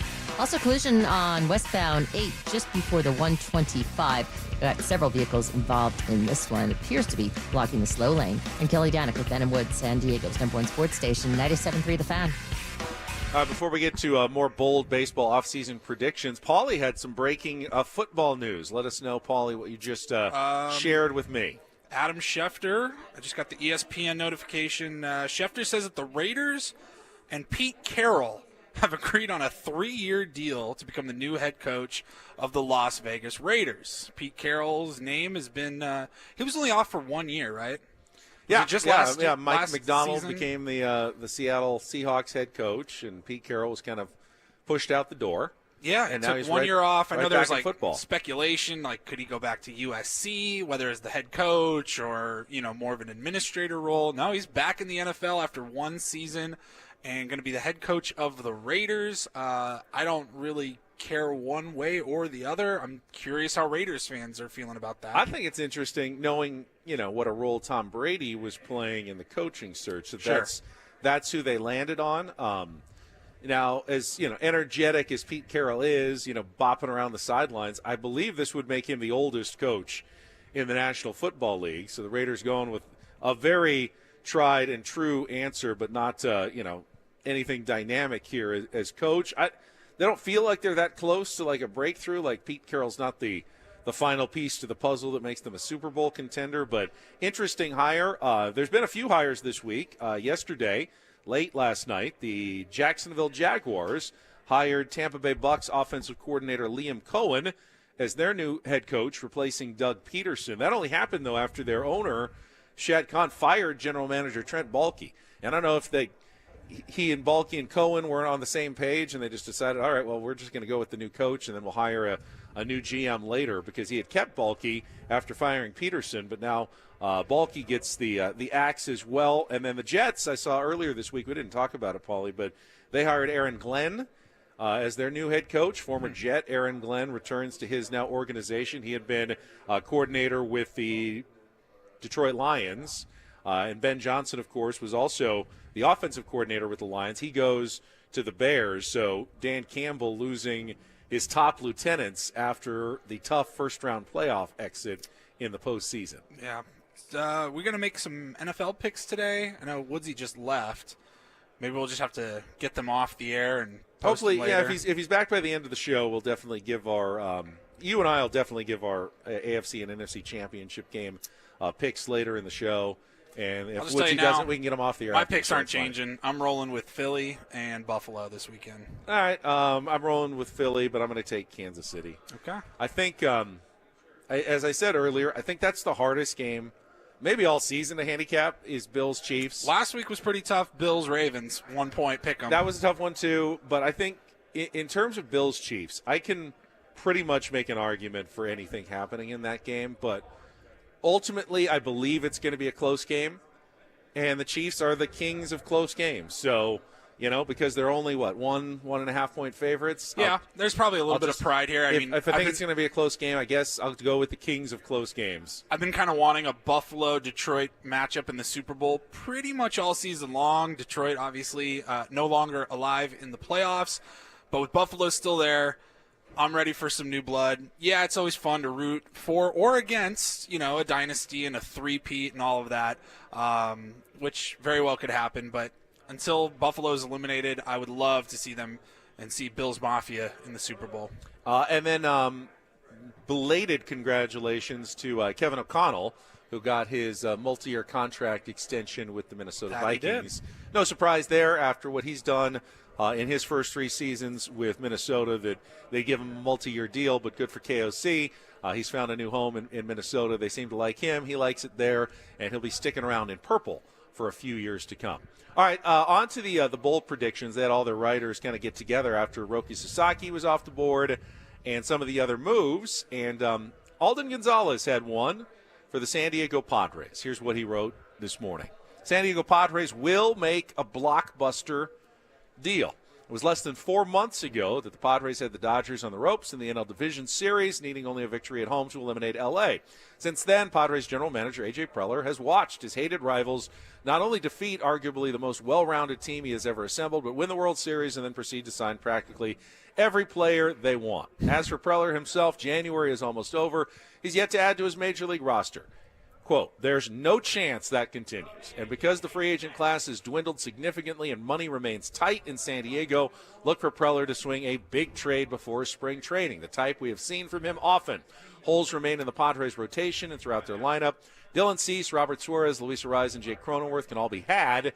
And the guess here is that at least one of those 4 will go. Preller has stood pat for far too long. It won't continue. Not the most shocking of bold predictions. That bold of a prediction, yeah. A.J. Preller will make a trade. Yeah, I would say that's actually a meek prediction. I think the bold prediction would be A.J. Preller literally does absolutely nothing and sits on his hands the entire offseason and just rolls with whatever's on his 40-man roster. Plays the hot hand between Campy and Brett Sullivan. Tirso Ornelas and left. Brandon Lockridge gets some playing time. And we ride. Yeah, I do think something's going to happen. Here's the one that disturbed me the most. David Schoenfield, his bold prediction, Alex Bregman, who's the biggest free agent left on the market, to the Los Angeles Dodgers.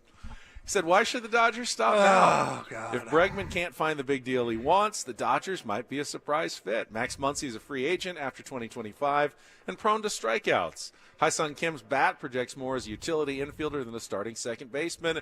Bregman can shift between second and third in 2025 and then replace Muncy in 2026. Too much money even for the Dodgers? Not really. Between Muncy, Chris Taylor, Michael Conforto, and Miguel Rojas, the Dodgers have $49.5 million coming off the books after this season, and the pitching staff is set for years. If you thought the outcry of the Dodgers off-season was bad right now, wait until they sign Alex Bregman, if that does actually come to pass. And they add one more. $10 million 4-year contract. I mean, $8 million deferred. He's going to get 9 figures, almost certainly. Yeah. And can the Dodgers add one more 9-figure contract? The scary thing is they can. David Of course they Schofield's can. right. They can. If they wanted to, they can. And when he lays it out like that, it actually makes a lot of sense for the Dodgers to want to do something like that and just set their infield now for the next few years to come with Alex Bregman added to the mix. I have nothing to say. That just like the idea of that just kind of ruined the morning for me. Doesn't that just because it's not far-fetched. I know. It's very much possible, and I hate everything about it. Again, that's not. I don't think there's any rumors that is imminent or yes, that these there's are just even bold been, predictions. These are just bold predictions from writers. Some filler on ESPN.com. Yeah, when they know, Pete Alonso to the Mets is one of the bold predictions I saw. I wouldn't call that extremely bold. Pete Alonso is going to sign somewhere. Read Toronto is heavily interested in him still. Pete Alonso. Yeah, the Blue Jays have actually, responded to not getting Roki Sasaki by becoming more active, landing Anthony Santander and apparently upping their pursuit of Pete Alonso to try to, if they couldn't get their pitching, then maybe they're going to try to bulk up their lineup a little bit. But Pete Alonso seems to be, I don't want to say that he has a overinflated sense of his value or his agent has inflated his value too much, but clearly what Pete Alonso thinks he's worth and what teams think he's worth is not jiving right now in the offseason. Yeah, it's tough. I mean, he's a really good hitter. He is a damn good hitter. I would have loved to see him in a Padres uniform. I just don't think that they can afford him, obviously, which I understand. But he's one of those weird cases where, maybe he just thinks a little too highly of himself. Just was told he's a Boris client, right? So, you never know how Boris is going to handle these things.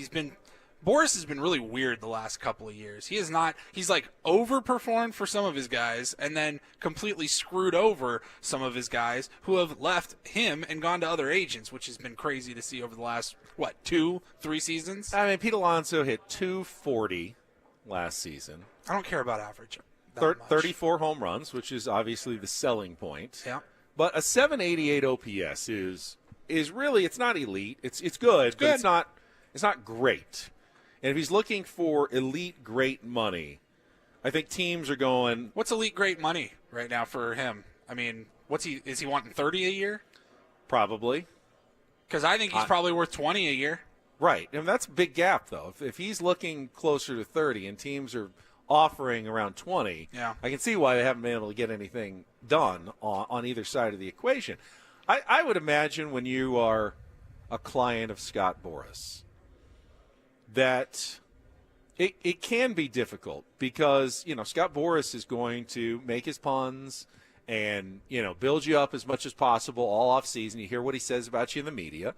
And you're not going to just then want to settle for, any old offer. You're waiting until you get the Scott Boras type I'd be nervous, offer. though, based on, how things went with Blake Snell, Jurickson, Profar. You know what I mean? Guys that took that same route and held out waiting for that contract that they wanted, and they didn't get anything close to what they wanted. It's almost like, all right, you want 30, you may have to settle at 20 before you end up getting 12 or something, right? It almost seems like there's two kinds of free agents right now. There's the ones that the Dodgers are interested in and the ones that they're not interested in. And if the Dodgers are interested in you, your price tag is almost unlimited because they can keep going up and up. I don't believe the Dodgers are actually interested in Pete Alonso. He's one of the few that they have not really been connected to and is probably not on their radar. And that, I would imagine, makes the job more difficult for Scott Boras. You can't play the Dodgers. You can't go to the Mets and go, hey, I know you're offering 21, but what about the Dodgers? I just got a phone call from the Dodgers, and you know how high they can go. Mets aren't going to believe that. They got Freddie Freeman at first base. The Dodgers, as free spending as they are, they don't have a spot in their lineup for Pete Alonso. Maybe Alex Bregman, as we just talked about, but Pete Alonso, likely not. So you can't play that card of the Dodgers could be calling if you're Pete Alonso. And that's a huge difference maker in this offseason market. If you can play the Dodgers card or you can't play the Dodgers card. Why don't we ask our resident Mets fan who's on the show with us this morning back at the studio, Frank?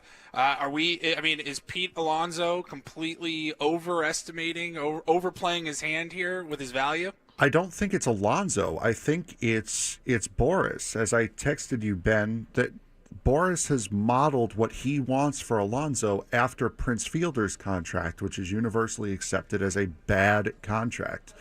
And he's not budging off of it, which is these little ridges that Boras can find himself in, where he wants something for a guy and he won't negotiate. Now, the Mets had been exploring a trade for Vladimir Guerrero Jr. Apparently, the asking price is a little bit higher and has gotten higher since that had started. Also, it's been rumored that Alonso and that camp have offered the Mets and only the Mets a sweetheart deal, or what Boras considers a sweetheart deal, and they didn't take it. As far as Alonso, the player, is concerned, this is not a guy who's going to hit for average. If you're okay with a guy who can hit 40 home runs a year and average 230 over the life of a contract and play above average, not going to blow you away, but solid enough defense, then yeah, go for it. But Boras has done to Alonso what he did with Montgomery, what he did with Blake Snell. He's just completely screwed him and has left him floating in the wind. I mean, why, you look at the, his OBP is 329. It's not great. He doesn't walk. I mean, he walks enough. But at what point, what's the big difference between Pete Alonso and Joey Gallo? I mean, there you guys. Go with the Joey Gallo talk. Age is part of it. But, do you think, is Pete Alonso really going to, have some sort of giant jump up in his career? I think we've seen what he is. He's hit 230, 260, 270, 217, and 240 in his seasons. This is who Pete Alonso is going to be, yes. And he's going to hit between 35 and 45 home runs probably most seasons. If you're not getting a ton on base and you're not doing, a lot of other things, I don't think teams value that all that highly. Yes, they value the home runs for sure, but they're not going to break their bank for someone of Pete Alonso's, skill sets. And that's just where baseball is right now. And nor should they. I mean, he is a guy who is going to hit, as you said, he's going to hit about 230, 240 every single year. And I can promise you, I guarantee it, his asking price would be a lot lower had he not hit that home run in Milwaukee. If he does not hit that home run to send the Brewers home, he is not this Boras is not this emboldened on what he thinks he can get for Pete Alonso. That's a good not point. A chance. Pete Alonso's stock was tanking at the end of last season. And then he comes up huge in the postseason and helps the Mets get to the National League Championship Series. And all of a sudden, it's Pete Alonso. Yeah, absolutely, Pete Alonso. One home run may change fan perspective and may give the agent some ammunition, but it's not going to change what a team thinks about Pete Alonso. Great, hit a home run in one game. We have no guarantee that you'll ever be in that situation for us in the next 4 years. So we're not going to pay you based on one home run you hit against the Milwaukee Brewers in a playoff game. That means nothing to us. They look at the big numbers. They look at the long picture. My gut tells me he ends up in Toronto. I think they'll strike a deal. I think Toronto, I know they got Santander, but I do think that that's a team that is still searching for a couple of wins this offseason. And if they do have, all the reports are that, they're still talking. I think they're going to try to land him. And Vladdy Jr. is going to be a free agent at the end of this season. So it would fit. It's going to be a little awkward if they can't move Vladdy this offseason. But, that is something that could fit. It gets him out of the National League, which is really all I would care about. All right, coming up in our 8 o'clock hour after the next break, I believe around 8:35, Dave Dravecky is going to sit down with us. Looking forward to that. He's one of the coaches here. Going to tell his story. He's a motivational speaker, man. His story is unbelievable. It is one of the most emotional, heart-wrenching stories in baseball history. And he's going to sit down with us coming up in our next hour. Also heard there's some breaking news that's going to come out in the next few minutes as well. I'll tell you about that when we return with Bennett Woods on 97.3 The Fan.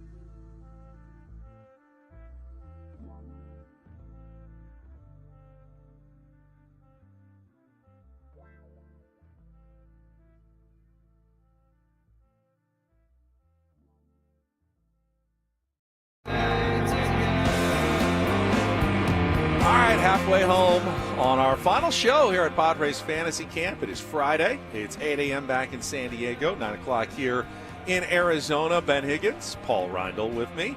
Stephen Woods out on the field at the Peoria Sports Complex Stadium this morning, playing the 7th place game out of 8 teams. So, yeah.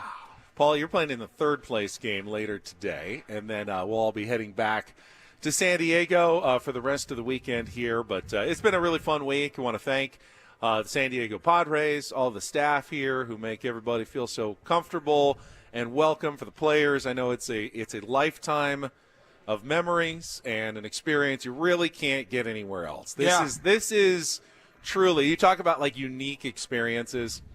This is truly a one-of-a-kind type experience to participate in Padres Fantasy Camp. You're absolutely right. And, whenever this ride ends on the radio, which will happen at one point, I'm going to look back and go, man, I got to go to 6 fantasy camps, 7, whatever it ends up being. I'm the luckiest guy in the world. It's an unbelievably unique experience. And in the past, I've called it a once-in-a-lifetime experience. I can't really call it a once-in-a-lifetime experience because so many of these guys, they thought it was a once-in-a-lifetime experience, and it just became a part of their budget, and they come back every single year. It's like a little brotherhood.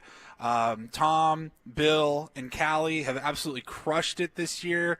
The clubbies, I mean, you are getting the major league experience for the entire week. They do your laundry for you. Everything is your locker has your jersey hanging up every single morning when you walk in. You got Ricky and Ben and JoJo and AJ and David in the trainer's room. They have just been doing work. You got guys like Jackson Merrill walking around saying what's up to campers. It's the best week you could imagine. They've even got the official stat sheet. I just got handed a nice big sheet of stats. Would you like to know how my colleagues are doing? I've got the offensive stats here for one Paul Reindl. I would guess probably not great. All right, so Paul Reindl during the course of fantasy camp. These are not alphabetical. All right, you are 7 for 20 with 3 runs scored.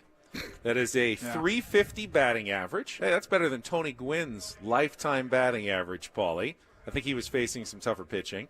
And 400 slugging percentage, so 8 total bases, so 7 singles and a double for Paulie. That's not bad. About right. Not bad. You're right next to our friend Tier 1 Jeff, who is also hitting 357 for 20. Now, Jeff mentioned he has never played baseball in his life until this week. Good for him.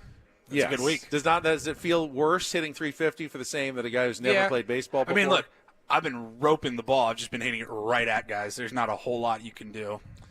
Now, meanwhile, and I was surprised by this because obviously we had heard about some of his struggles during camp, but then again he had the big turnaround yesterday with the major offensive performance after Brett Boone's psychoanalysis of Woodsy yesterday. It's amazing how well that worked. Currently sitting in 11th place in camp batting average, going 13 for 20, also 3 runs scored, 16 total bases, 650 batting average. One Stephen Woods with an 800 slugging percentage. Very nice. Nicely done. And Woodsy. The problem is, and it happens just about every year, is that I bet we are pretty much at the bottom in runs scored because if and when we do get on base, it's very unlikely that we get driven in. Like, what did you say? Three runs. Yeah, you're scored. right near the bottom of got the runs 4 leaders. You both have 3. Yeah. We both have 3 runs. Both have scored. 3. There was one year we were on each other's team. We hit back-to-back in the lineups. And, if I got on base, if he didn't hit me in, we weren't scoring that. I don't see any home run stats here. There was a home run yesterday. Was there first ever. Donovan Really? Stone. I have not seen him yet. Greg Garcia, were you there for that? So, Donovan's 16 for 21, hitting league-leading 762 average and a 1,048 slugging the percentage. First ever over-the-fence home run in fantasy camp history. Everybody was going, oh, well, it was because of the wind, of course. Wind-aided.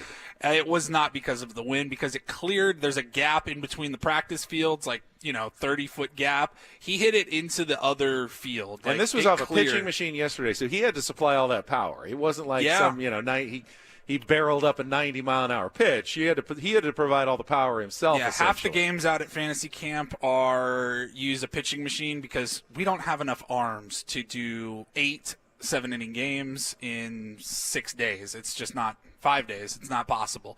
As everybody's walking around with ice wrapped around their shoulders, you couldn't do it. So to play more games, you had to throw in a pitching machine game here and there. And, not easy to generate all that power on a 50, 60-mile-an-hour pitch. But I didn't see it. I was playing on another field, but I heard the reaction from everybody, and I've got to first imagine. time ever. That would be like the sound when you're on a golf course and someone makes a hole in one. Yes. You can hear it like no matter where holes you're at. over, even if you're on a different hole. You know what that sounds like on a golf course. I've been around for a few at the Goat, and you hear the whooping and the hollering. It can only mean one thing. Yeah. You don't cheer like that just for a birdie putt. It better be a hole in one. No, so Woodsy's over at the complex right now. That's one of the perks of fantasy camp. The last game, even if you're in the last place game or the first place game, it does not matter. All the final games are in the stadium, and you got your picture, your official photo on the big screen and everything like that. It's super fun. So we'll be out there. I'll be out there in, I don't know, hour and a half, 2 hours from now, and hoping to be able to pitch 3 innings. We'll see how it goes. Well, I mean, best of luck, certainly. You'll be facing a tougher opponent than Woods is. We're playing the same team that we played yesterday, and which is good. You lost on a close one yesterday. We lost. We were walked off in the 9th inning. Now, the interesting thing is this team that we're playing, and it's the 98 NL Champions is their team name, coached by Wally Joyner and Carlos Hernandez. Every team had 11 guys on their roster at the beginning of the week. They have 9 bodies now because they had 2 season-ending or week-ending injuries already. And then out of those 9, only 4 players could run. So 5 guys would come up and hit, and another would run for them. And I was playing first base yesterday. I saw the same 3 or 4 guys literally every time somebody got on base. So they were just like ghost running, pinch running for each other. So I think strategy-wise, it only makes sense that I try to hit somebody in the knee or something so they can't. What's the give ourselves that exactly. advantage? What's the dividing line between players who can and can't run? Because obviously, Tom Seidler has tried to goad me into participating. I've said if Padres ever win the championship, I will actually suit up and play fantasy camp. But would I be a runner or a non-runner? Like how bad of a runner do you have to be considered a non-runner? You have to be injured. Okay, so even though I'm healthy, I am the slowest. I mean, I probably would be a lot slower than even some injured people who are running out there. Even at my top speed, you could have like an Achilles tear and go faster than I can go out there. So could I be a non-runner even though I'm healthy? I want to see it more than anything, Ben, in a baseball uniform out there trying to get through a game.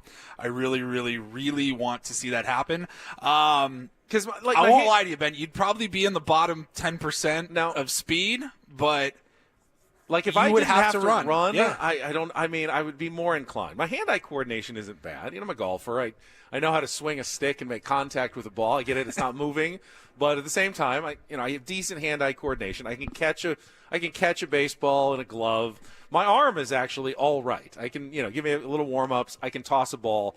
I cannot do the running and the sliding. That's really what has prevented me from ever wanting to do fantasy camp. I do not want to be sprinting around the bases. I do not want to be sliding into bases.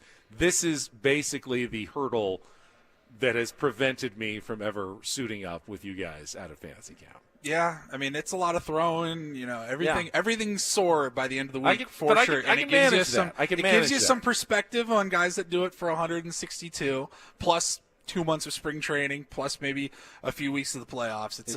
It's a grind, and you get a little taste of that out here at fantasy camp. But you would definitely, until you got actually injured, and the training staff says, yeah, you probably shouldn't run, you're gonna have to run.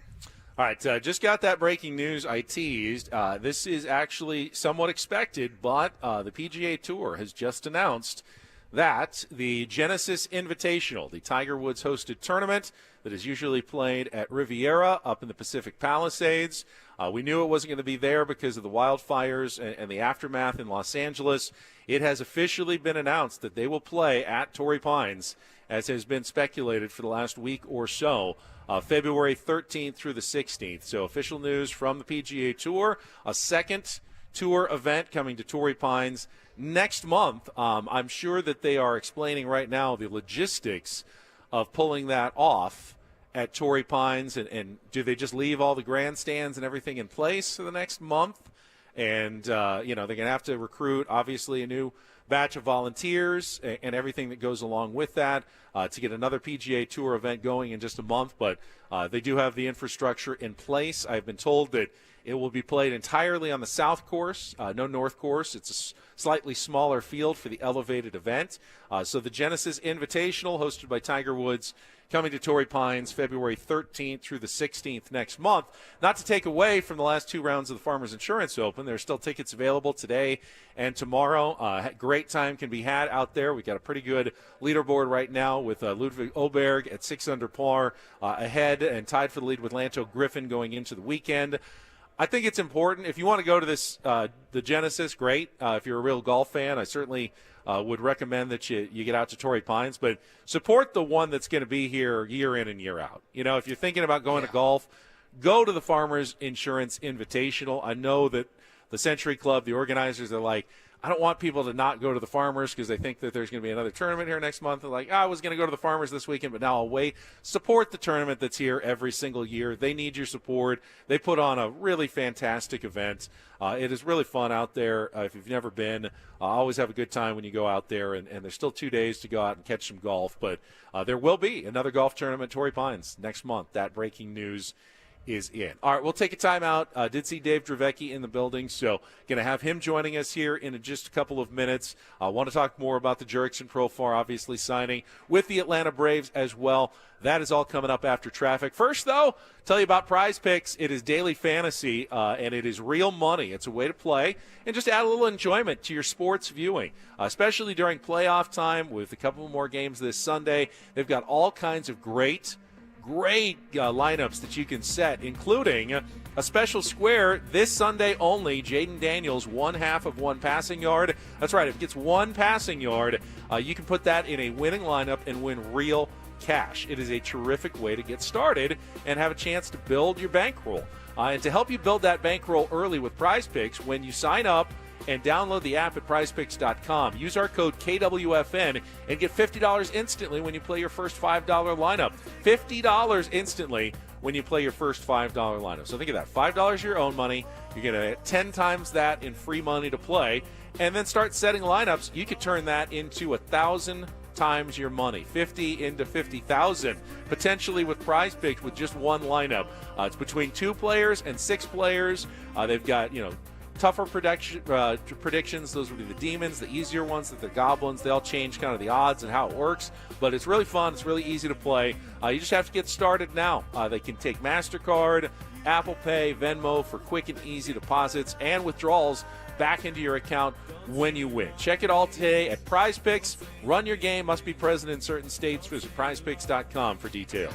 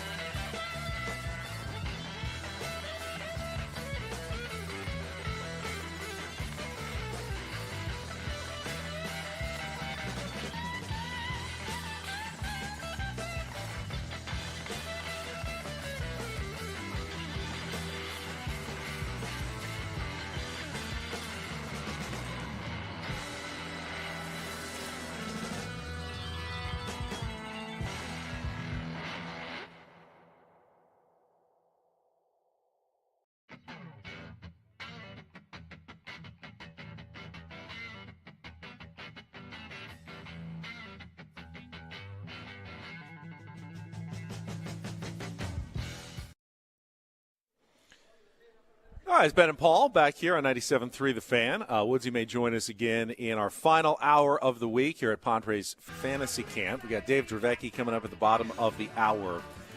I'm glad we were here this week, getting to hang with some of these ball players who have gone through all of these off seasons, and they look at things a little bit differently, Paulie, than I think fans do. After the news yesterday that Jurickson Profar signs with the Braves, another fan favorite, another player that the Padres aren't getting back, you've just sensed what was already been a frustrating and disappointing for the offseason fan base really come to a head yesterday. I saw the anger on social media. I get it. It's human nature to just want to compare. I'm one of them. Last year's team to this year's team. And it's fair. You look, okay, well, last year's team, they were good enough to win 93 games and get to the National League Division Series and almost took down the Dodgers. But you take away Profar and Kim and Tanner Scott and Kyle Higashioka, this team's probably not as good as last year's team. You got so close, you felt like had you won one more game, it might have been your year. You might have been hoisting the trophy at the end of it all. And to take some steps back as opposed to piling on and taking some steps forward, that's what hurts. That sucks. And I'm not saying that that's not a valid way to feel, but I will caution, because I know that the guys, these ball players who are here, look at it a little bit differently. They don't necessarily compare like roster to roster. Every year is its own entity. And the exact same roster may come back from one year to the next and perform completely differently. Sure. Better or worse. Sure. Guys don't have the exact same seasons every year. Some guys have much better years. Some guys get injured and have much worse seasons. So to simply say Padres have taken a step back doesn't factor everything in. It simply tells you that, Jurickson Profar is not going to be returning for the San Diego Padres next season. There are a lot of factors out there. Some do indicate that, Padres probably won't be as good. Not having Joe Musgrove, I think, is the biggest. Yeah. That's the biggest thing that's going to hurt the Padres in 2025. Not losing Jurickson Profar is a blow, but I think his production, whatever it's going to be, is not irreplaceable. Jurickson Profar is good ball player, but his production is not irreplaceable. Finding a guy to replace Joe Musgrove, to me, that was always going to be the biggest challenge for the Padres in the offseason. It felt a little different just because you already had him written off for the entire season, knowing that he got injured in the postseason of last year. Like, you weren't even expecting Joe at any point to be ready in 2025. So it was kind of an out of sight, out of mind sort of thing. When I saw Kyle Higashioka leave for $6 million or whatever it was, I'm thinking, that guy played really well last year, and we kind of needed a catcher. That one hurts. You would have liked to have seen him come back. It didn't happen. Ha-Seong Kim, I never thought he was going to come back. Profar was the one that really stung, though.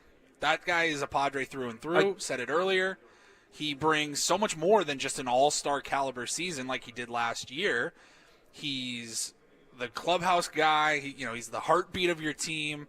He'll fight the entire Dodgers roster 1-on-26. He doesn't care. And you lose a little bit of an edge when Jurickson Profar is not on your roster. No, and I agree with that. But simply production-wise, Kyle Higashioka and Jurickson Profar are actually kind of similar cases. Both had outlying seasons. Both had a decade-long tenure in Major League Baseball, where they showed you who they were over those 10 years. Not bad ball players, but not guys that you would ever dream are multi-million-dollar, multi-year free agent type guys. Both had great timing last year to have really good seasons as they were going into free agency, which artificially inflates their price tags because of the timing of it all.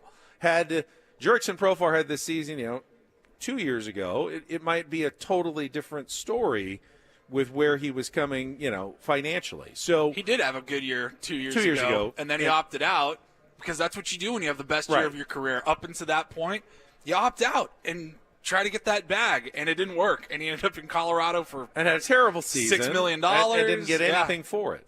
He's been on one wild roller coaster of a career, for sure. Generally, the rule of thumb is you don't overpay guys coming off one good season when they have a track record of who they are.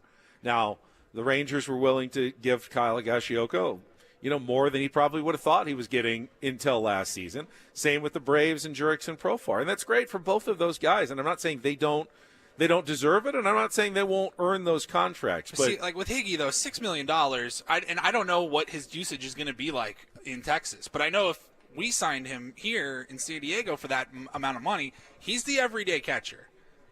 Like, barring an injury, he is the everyday catcher. $6 million for your everyday catcher coming off the best year of his career, that's reasonable. I would say that one actually surprises me more than losing Jurickson Profar. I agree with that. Just from the price tag, perspective, even if you are on a pretty tight budget, feels like you can find a way to work that guy in, as important as he was last year. But we're not getting all the information of what the Padres, project in their own, interior models for Kyle Higashioka going forward. Maybe there was a reason why they felt like he wasn't worth the $6 million for this current roster going forward. So you have to think about all the different factors. We went through some of the names. Woods, the only one he was really interested in terms of the outfielders that are still available was Tommy Pham. I do think that there's a possibility that a guy like Mark Canha or even a Alex Verdugo or Harrison Bader, I think they had like 12 home runs last year.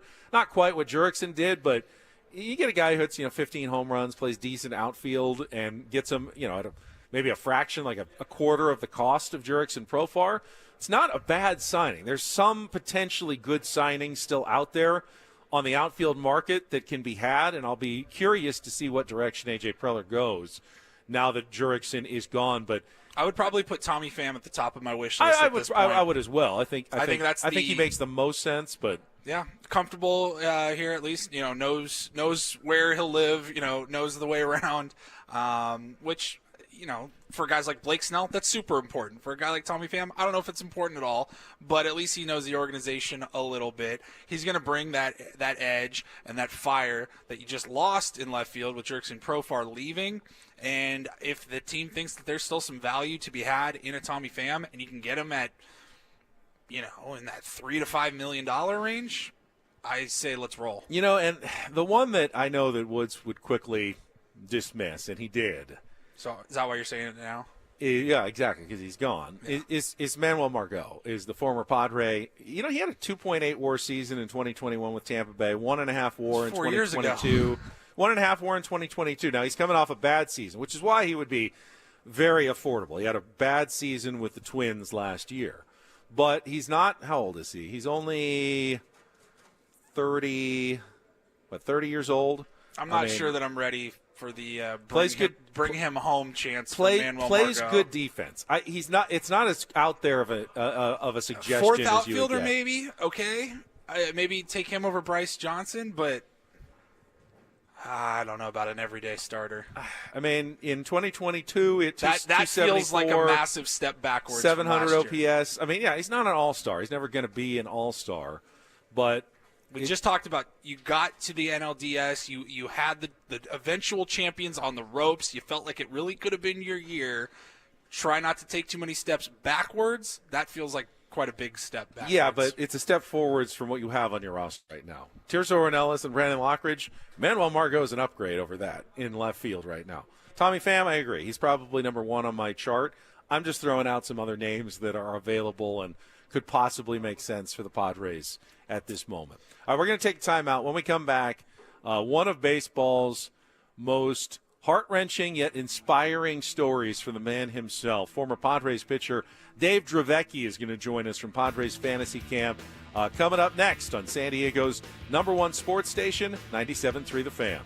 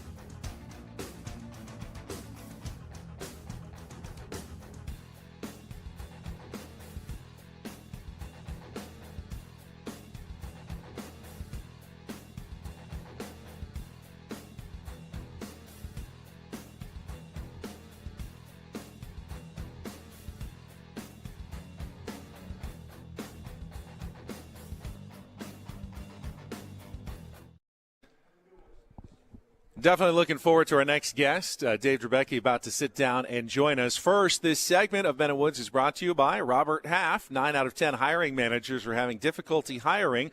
Robert Half is here to help. They're recruiting professionals utilizing award-winning AI to connect businesses with highly skilled talent. At Robert Half, they know talent. Visit roberthalf.com/talent today. Most Padres fans, I think, have kind of the general idea of Dave Dravecky's story, but if you haven't heard Dave tell it himself, and even if you have, and I have, it is still something that you do not want to miss. And he told it last year. Yeah. This time last year, he joined us, and he's a motivational speaker as well now because of his story, and he tells it so well. And I just remember people, whether it was their first time or not, people are like, I am sobbing on my way into work right now, so thank you for that, guys. It's such a great story. He's one of my coaches. It's been so much fun playing for him for the last 2 seasons now. And Dave Dravecky joins us. If you want to put that headset on, Dave, we'll get you all. I need 2 hands. Oh, okay. So yeah, that's true. How about we put you on that stick mic right there? Yeah. I like the headset. There we go. I can help you out there. There you go. Feel comfortable. Very cool. I like this. So you missed this. We hand him the headset microphone, which is 2 earphones, and it's because of the I don't know how it snaps around your ears. They're together, so you need to pull them apart with your 2 hands to get them over your head. Which, of course, Dave makes the quick, witty joke. I need another hand to actually put these on my head, and that's the great thing about Dave. So if you don't know Dave's story, obviously he lost his left arm, and he will talk about that But your attitude seems to be so positive all the time. Every time we talk to you, it is always amazing how you can be lighthearted and have a smile on your face, and you have this attitude that just seems to follow you around this building here, and it's just incredible. So it's great to see you again. Thank you. Yeah, it's really good to be with you guys too. And Paulie, you've had a great season, buddy. Thank you. I love it, man. Appreciate it. The one-armed bandits were having some fun this fantasy camp. So before we get to, obviously, what happened later in your career, you came up with the San Diego Padres, 1984. I was there, Game 5 of the National League Championship Series against the Cubs. You were one of the pitchers right in that game as battled toe-to-toe and eventually pulled out the win to send the Padres to their first World Series title. Talk about those early years of your career with the San Diego Padres, playing for Dick Williams and trying to establish yourself as a left-handed pitcher in Major League Baseball. Boy, there's a lot in that. Dick Williams, the Padres organization, teammates. First of all, Dick Williams was probably the best field manager that I played for. And he was tough on us. Not everybody shares that opinion. Dick rubbed some people the wrong way. Sure. But you know what? What he did between the lines in managing a game was incredible. And, he was notorious for, taking guys into the newspaper and ripping them for a bad game. But where's the argument if you had a bad game? And for me, it was a psychological thing. So I saw him trying to nudge me to be better. It was more a motivation. I tried to see it from a motivational point of view. If you're going to rip me in the paper, then I'm going to be motivated to prove you wrong. And that's how he drew the best out of me, which I loved. But what was really cool? In the off-season, we would do the community service stuff, and we would go and visit hospitals and do things like that with the Padres community team. And Dick would be with us. And he was the most incredible guy off the field. He was just a wonderful human being, playing for the Kroc family. Joan was amazing, unbelievable, because it was family. And I absolutely loved that time in San Diego over those almost 5 years. And then my teammates made it great because, I learned so much from them. So anyway, it was a great experience. It's interesting how you say it motivated you when Dick would say something in the media negative.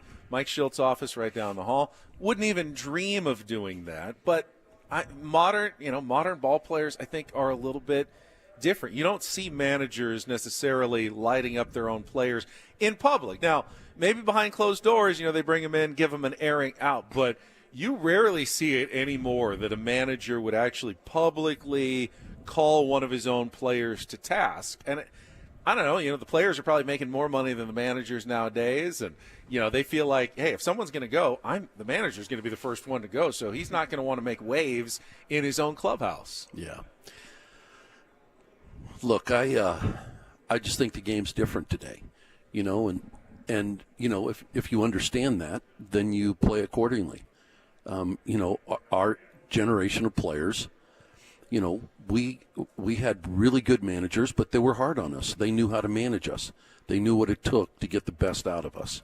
They understood what the veteran player in the clubhouse could do for the young player, and that was a huge thing. Some of that is still very true for today. A lot of the veterans, you look at this ball club, and you look at Manny Machado in particular with the Padres, and his presence in the clubhouse, his leadership in the clubhouse is significant with those younger players because he knows how to play the game. And so as a result of that, you have some similarities between my generation of playing and today's generation. But every manager is going to be different regardless. I mean, I played for a really nice guy in Steve Boros. He was a sweetheart of a human being, but he wasn't tough.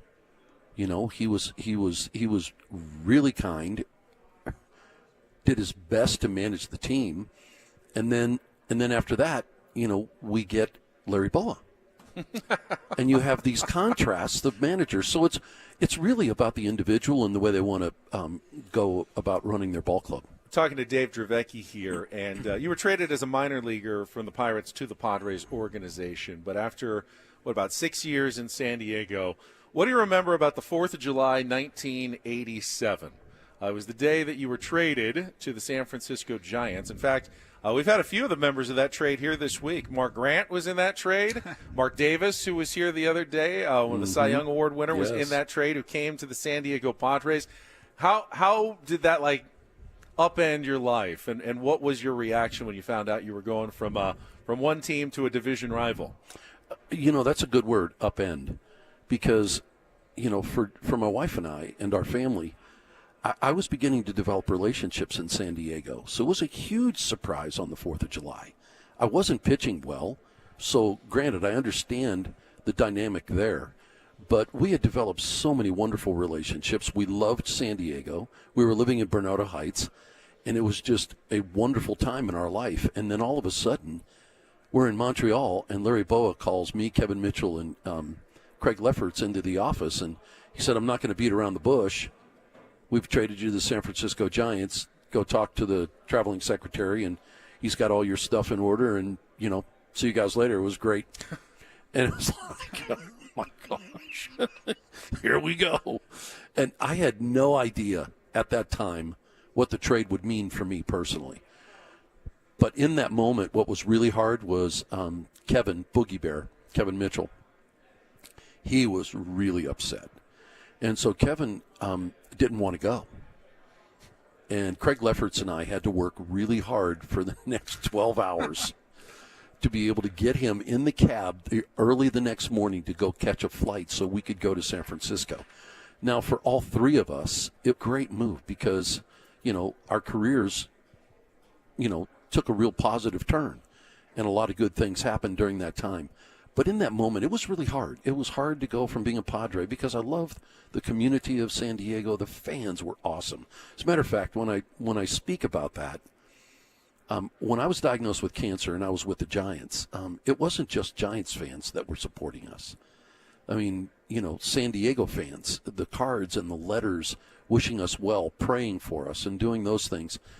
It was from that group of people in this community in San Diego as well as the Giants. So that was a really hard time, though, because I wanted to be with the Padres and finish out my career. I'm a loyal guy, and I wanted to stay there for the rest of my career. I wanted to do what Tony Gwynn did, which would have been a wonderful thing. But then I also had a great experience in San Francisco. So you just alluded to it. About a year later, your life changed forever with the cancer diagnosis, and we're going to talk about that and your story from that point on after a brief check of traffic here on 97.3 The Fan. From the 855, get Ross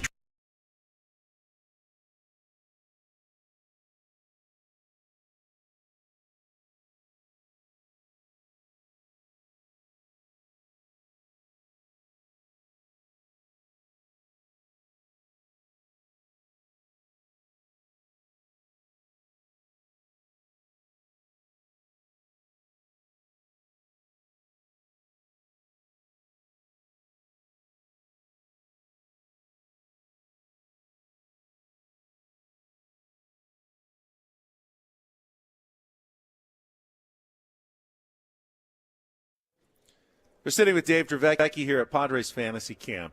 Tell me about 1988. Obviously, pitchers feel weird stuff in their arms all the time. You're overexerting it. It's not a natural movement. Injuries happen all the time. Mm-hmm. And you've got some sort of feeling in your arm. I imagine it was something to do with pitching in 1988. What was that like, and how did that process go until eventually you were diagnosed later that year? Yeah, actually it was a small lump that had developed on the outside of my left arm. So at the end of the 87 season, I had noticed this small P-shaped lump there, but it was really small. So I went in and Cliff Caldwell was the team doc at the time, the orthopedic doc, and he did an MRI. I got permission because I was still living in San Diego, to go to him and actually go through and get an MRI, and they found nothing conclusive. But during the course of the 88 season, all of a sudden that small lump grew into half the size of a golf ball. Wow. Now they were telling me that I had cancer and I was going to be having to go in for surgery. Our 10th wedding anniversary, I go in for 10 and a half hours to remove the mass as well as 50% of my deltoid muscle. And the doctors told me outside of a miracle I would never pitch again. So that was a really, really difficult time, going in and discovering that, in fact, I had cancer when all along we thought it was scar tissue. Because when you're throwing a baseball, you're tearing muscle fibers and doing all that. And it ends up being cancer. And not just cancer, but cancer in your moneymaker, in your pitching arm. Absolutely. Anywhere to get it. I mean, Absolutely. Was it like – Yeah. It must have gobsmacked you, in my arm. Yeah.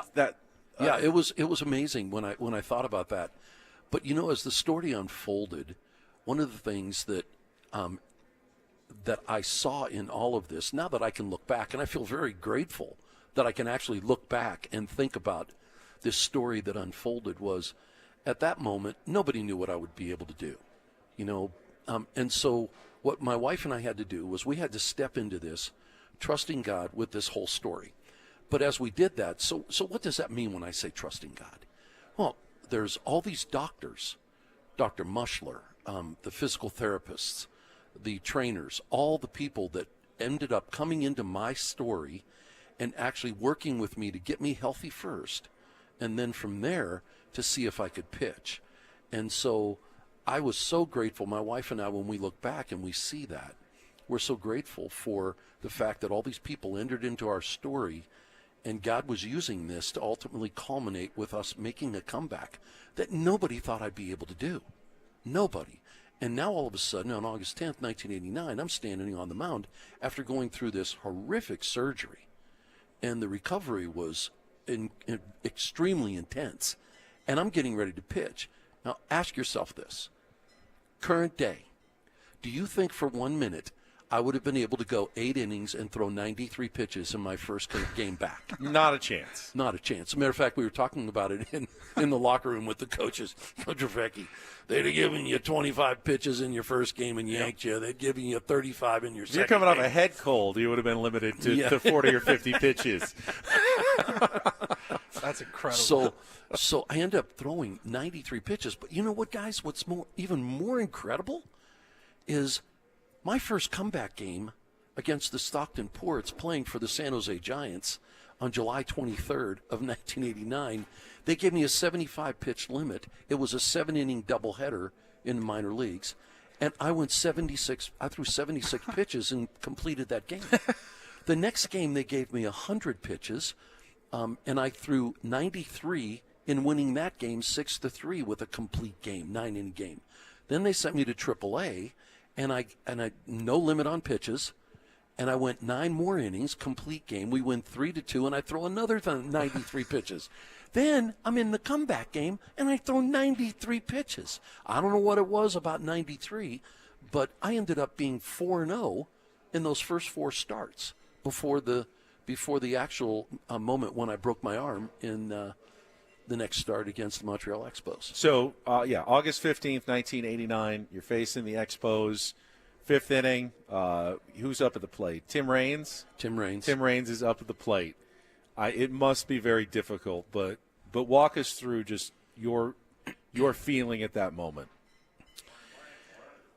Well, obviously, prior to the arm breaking when I threw the pitch to Tim, I mean, I was back in the saddle. I'm feeling really good about the future. I'm at the end of a contract.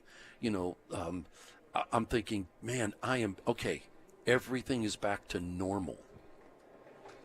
And I had a few twinges, but they were nothing compared to some of the twinges I've had in previous starts before all this happened.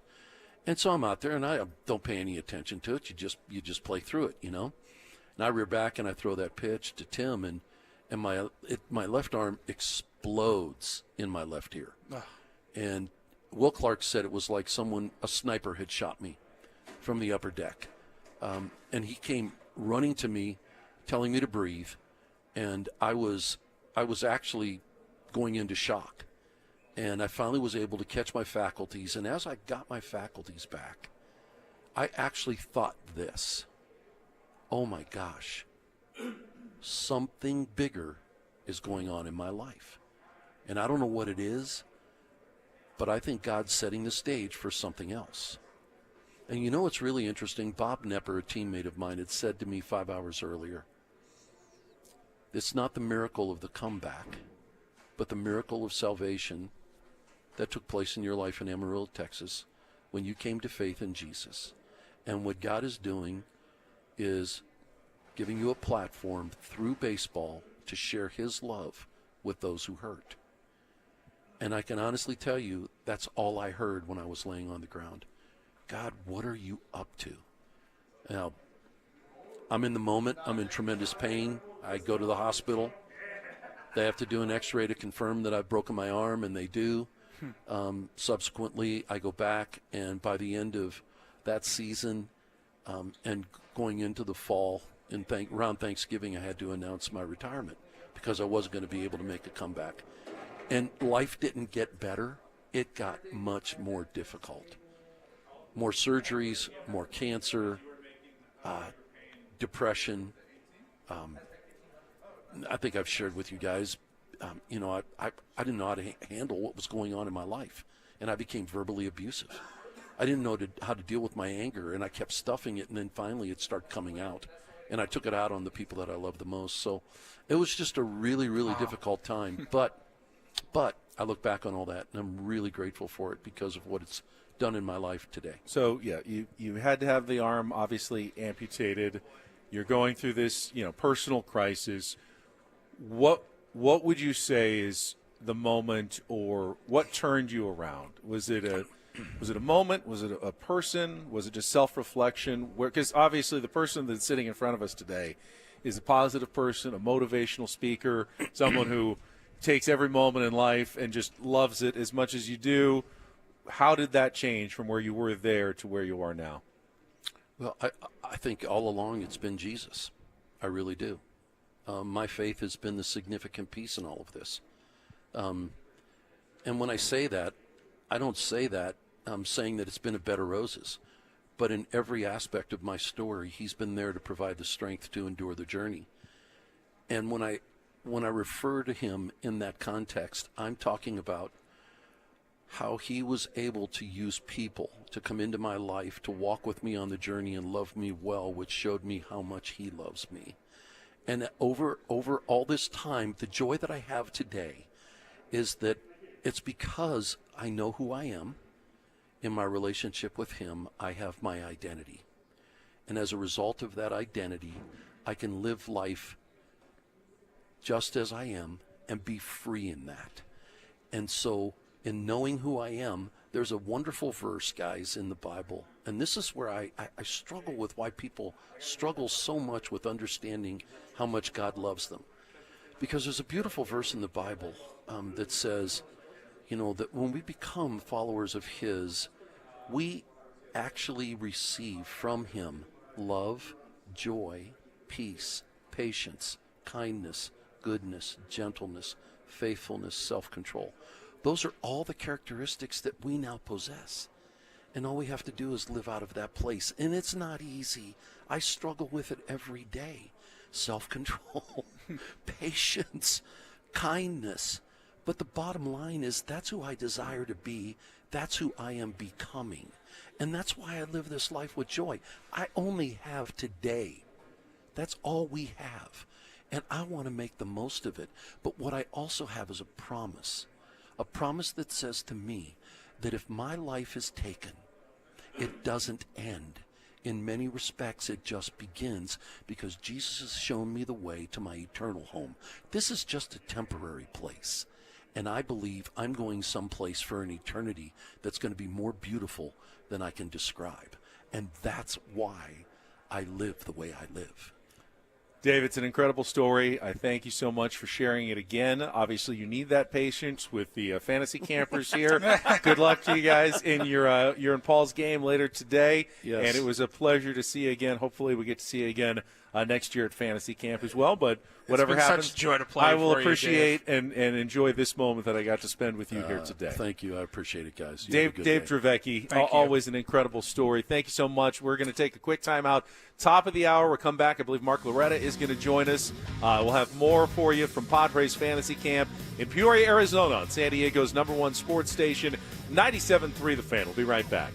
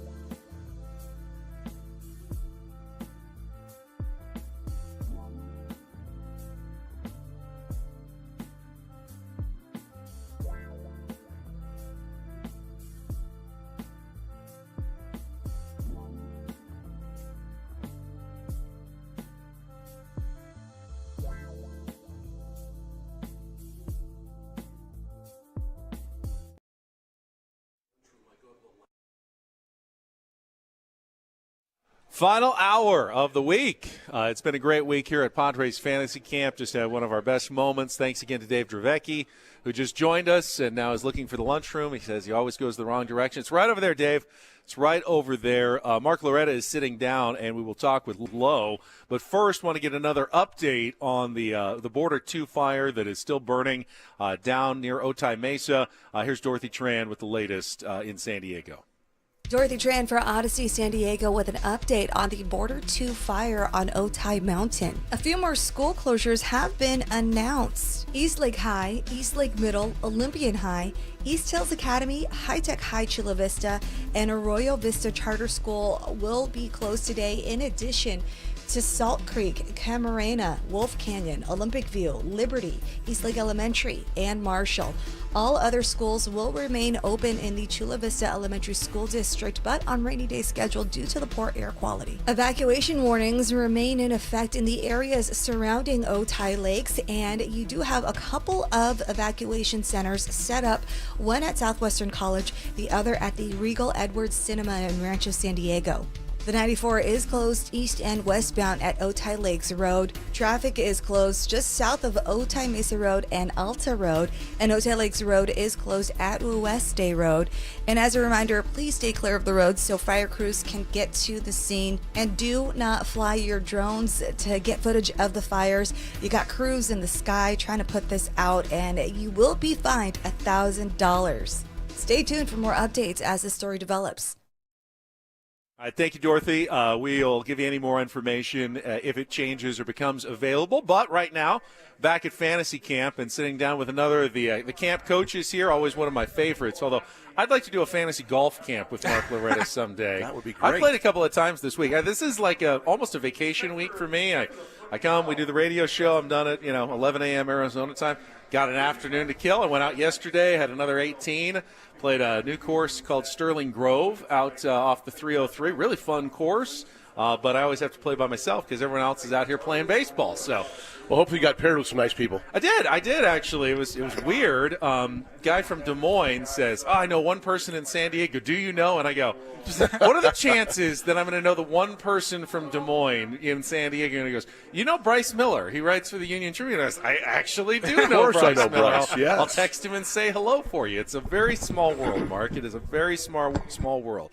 So how's the fantasy camp experience? How many is this for you? 3, 4? How many times? I think this is my fourth year. Fourth year fantasy camp. I apologize camp? for the frog in my throat. I've got a little bit of That's the right. allergies going. It's been windy out here. Yeah. A lot of dust. Dry, windy. Of course, windy in San Diego. My heart goes out to people affected by the fires, of course. But, this is a great week of the year for us as well. I mean, Mud and I have been coaching now for 3 years. Low-riding mud flaps. We were the defending champs. But we got off to an 0-2 start, rallied to win 3 in a row, and then lost the next 2. So we were 1 run away. Had we won yesterday, we would have been in the finals. Instead, we're playing for 5th place today. So wow. Things can change quickly at fantasy camp. Razor-thin margin. That's how good the talent and the quality of play is out here. There's a lot of tiebreakers involved because Paulie was 3 and his team was 3 and 4 as well, but somehow they snuck into the third place game. You guys in the first day, exactly. So we had the jump on you. Exactly. We got into the third place game somehow. Yeah, Paulie's in the running for MVP. He's had a great camp, both on the offense and defensive side. Pretty impressive. How'd you and Mud end up together as coaches? Obviously, I've been on that team. It was a lot of fun. Different eras of Padres baseball. You did a little broadcasting, obviously, back in the day, and I'm sure you've known Mark for a long time. But what's that pairing like? Yeah, it's a great pairing. We look forward to it every year. I think, I got to know, obviously, Mud when I was playing here. And, I have a long history with Matt Vasgersian, for example, and he was in Double-A with the Brewers when I was coming up. Matt Vasgersian, yeah. And so we kind of graduated to the Brewers together. And then he came to San Diego. And then, of course, he was thick as thieves with Mud. And so we spent a lot of time together. But I tell you what, I laugh more this week than I probably do the entire rest of the year combined. just the banter and the back and forth, the innuendo. It's just really, really funny out here. Mud's a silly human being, but sometimes I think his baseball acumen can be underrated because of how he does that.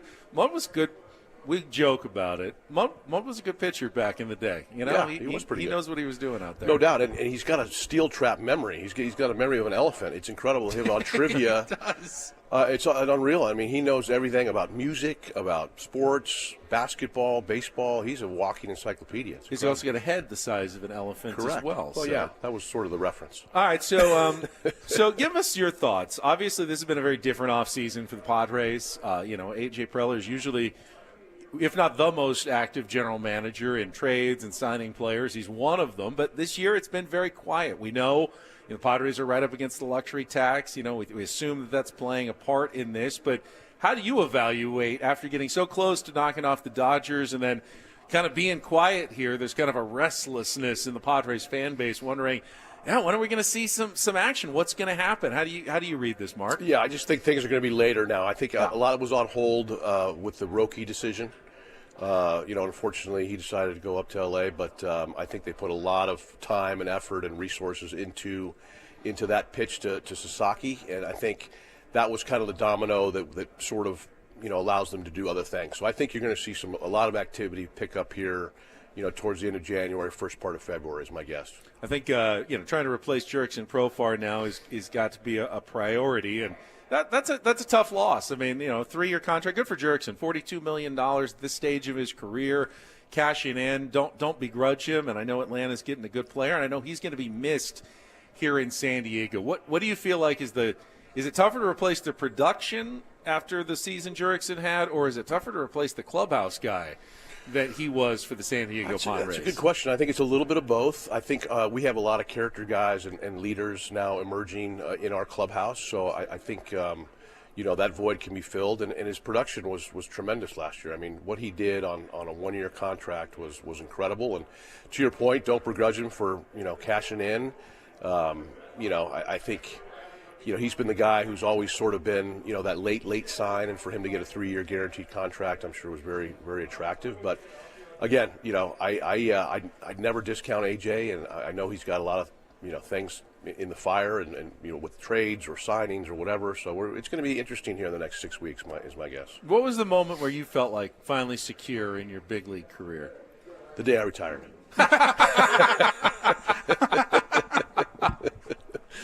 No, I think once you get, once you get kind of into those arbitration years, and now you're an everyday player, you're making substantial money.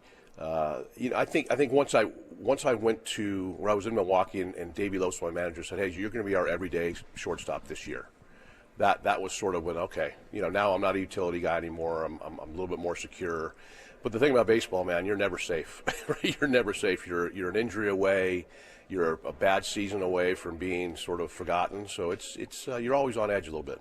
You got to the level of your career, though, all-star player. I mean, that obviously changes. I would assume at some point you're just like, okay, I just want to survive. To at some point, no, okay, now I want to leave a bit of a legacy. I want to leave a mark on the game at some point. Yeah, typically I think that's right. You come up, you're just enamored to be in the big leagues. You're like, I got to stay here. I got to find a way. And then you think about, okay, how am I going to get financially secure? Is that going to be an option? How's that going to work? And then I think towards the middle to end of your career, it gets to be all about winning.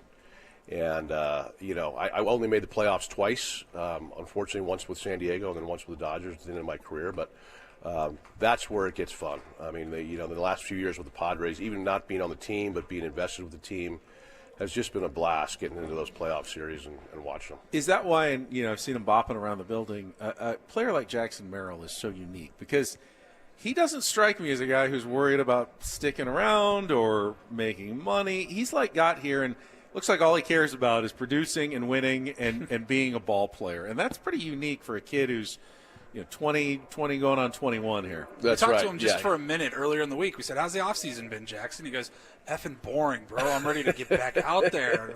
I'm like, hey, settle down. You got a long career ahead of you, who's man. the guy who said, I stare out the window and wait till spring? That's my offseason. But I think you're right. I mean, there are guys like that just love the game, are just playing a kid's game, even though it's a grown-up sport. And he's out here with Wyatt Hoffman, who's one of his best buddies, and they just look like they're in college having fun. And I think Jackson is quickly becoming, a real leader on this team. I really expect him to do great things like he did last year. I've got to, when you say Wyatt Hoffman, I've got to stop picturing a 4-year-old because Exactly. that's always what I have in my mind. Oh, Wyatt Hoffman, little Wyatt Hoffman. Wait, no, he's not. He's the same age as Jackson. So, totally. Well, Mark, I know you guys got a game coming up. I'll let you go, but I appreciate you spending a few minutes with us, sitting down, talking fantasy camp and Padres. Always good to see you. Good to see you guys. Thanks for being out That's here. Mark It means a lot. Loretta. We're going to take a time out, get a check of traffic. Before we do, want to tell everybody about sdfatloss.com. You've heard my story. It was great. I changed my life. I lost 40 pounds in 60 days. Most importantly, I've kept it off. But it's not just me. Chris Ello, Matt Scraby. We have other people, John Flint and our radio group who've done it, and so many Tier 1s who've made the call and found out how the program works. It really is actually quite simple. Like deceptively simple, though. Like they tell you how to eat, when to eat, what foods to eat, how to prepare it, and then you just do it. And you lose the weight. I ate a lot of chicken and steak during my program, things I liked. That was a big difference for me. I didn't like the programs where you had to buy bars and mixes and stuff. Like, no one wants to buy something that doesn't taste good and you don't want to keep eating. The real trick is, though, once you go off those bars and mixes, it's really hard to keep the weight off. This program, you're still eating the same kind of foods, just maintaining your weight. And it's been a huge reset for me. Feel better, better energy, better sleep. You can as well. Just go to sdfatloss.com, set up your free consultation, a new you in the new year. And if you do it before January 31st, you're going to get $200 off with their New Year's special. Just another reason. The biggest reason, though, your health. Feeling great, looking great. This is the way to do it with sdfatloss.com. So again, go to the website, sdfatloss.com, schedule your free consultation, and find out how you can have a new you and a new year from sdfatloss.com.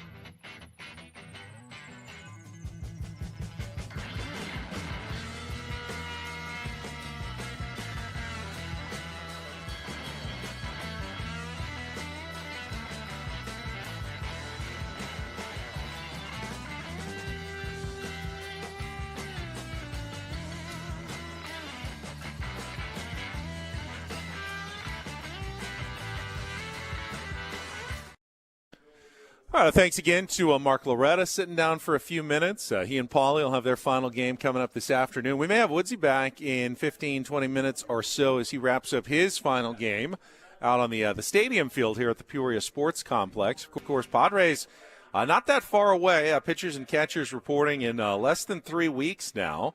And they have their first game against the Seattle Mariners on February 21st, less than a month away. Wow. Will be their Cactus League opener against their complex rivals here in Peoria, Arizona. So spring training is going to be here before you know it. And just this hour, a little news drop from the San Diego Padres, who announced much of their 2025 giveaway, promotional, and theme schedule. So, all the bobbleheads and everything that they were announced, but kind of buried a little bit in this announcement, Paulie. And I don't know if you caught this yet. I haven't read the press release yet. The press release says that this will be the final year of the City Connects, the mint and pink and white City Connects. This is the last year. There are a few City Connect style giveaways still coming up this season, but after this year, those uniforms will be gone. I don't know if that means they'll come out with a new set of City Connects for 2026, or the City Connect thing is just over, if there's going to be like a uniform overhaul for the San Diego Padres. But does every team at this point have a City Connect? I believe so now. I think so. I think they've the Padres were in that first wave. Frankie, what do you know about the City Connects? I think there's still another wave of teams still yet to come out with theirs, but I believe this is sure the that last everybody year. got theirs yet. But I was told originally it was going to be a 2-year thing, and it's been at least 3 years now, right? They've been popular. I mean, you don't get rid of things that fans seem to enjoy. Right. And fans, for the most part, seem to have enjoyed the City Connects. But this will be the last year. I assume there will still be the Friday night home jersey of choice for the San Diego Padres going forward. Now, I don't think you can really read too much into a giveaway schedule. The marketing department and the baseball operations department aren't exactly holding hands when it comes to things like scheduling, giveaways, and moves. And we've seen plenty of times where a guy has a giveaway scheduled and they get traded. But it is interesting to note, and a few people have noted it on social media already, Padres do have both Dylan Cease and Luis Arraez bobblehead giveaways scheduled, and both of them not only scheduled but later in the season as well. Yeah. Does that mean that Dylan Cease and Luis Arraez will not be traded? It does not mean that. If the right deal comes around, any player can be traded, especially guys going into the final year of the contract. But they're Padres certainly operating, at least from a business perspective, as though the players that they have on the team now will still be around going forward. Can you imagine AJ has some trade ready to go, and then he finds out, sorry, it's a bobblehead, I can't do it. Night. No, and in fact, I believe I think the Marlins had an Arraez bobblehead getting ready to give away, and then they traded him to the San Diego Padres last season. A couple of the other bobbleheads, though, there's a Jackson Merrill, a Michael King. He's got a King's crown on. Tony Gwynn rookie bobblehead from his 1983 season with cool. a look. And there is a Fernando Tatis Jr. bat flip bobblehead. I'm not sure exactly how that works. There's maybe a little like wire attached to it because the bat's just kind of floating out in the air on the bat flip in front of him. So I'm not sure the engineering required necessary to make these bobbleheads. The Padres have had plenty of unique bobbleheads over the years, including the Ha-Sung Kim one where his helmet would fall off just like it would normally fall off. So got the Tatis bat flip bobblehead as well. I saw they're doing the San Diego color beaded necklace for kids on Sunday, that's a new September one. 14th. You saw guys like Bogarts and Merrill. They were wearing those cool sparkly beaded necklaces throughout most of last year. So now a bunch of kids can get those, and that'll be, September 14th. As far as the wearables, including an Aloha shirt, military hoodie, so like the military Sunday uniforms turned into a hoodie, and a Manny Machado basketball jersey, similar to the Joe Musgrove basketball jersey giveaway that they had as well. So that's just kind of a taste. You can go to Padres.com. They will have the entire list for you for the 2025 giveaway calendar, theme games that are scheduled with, Star Wars night returning and Harry Potter night, Hello Kitty night, all the beer fests and cerveza fests and everything. I mean, their plans set for 2025. I promise you there will be a season. You've been clamoring for a Hello Kitty I themed have. game night. I've always been a big Hello Kitty guy myself. So.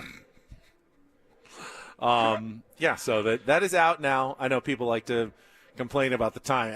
Jurickson Profar gets away, and then you announce the promotional schedule. I get it. I understand fully that the marketing and baseball ops are on totally different sides of the building and not working together. They don't care about things like that.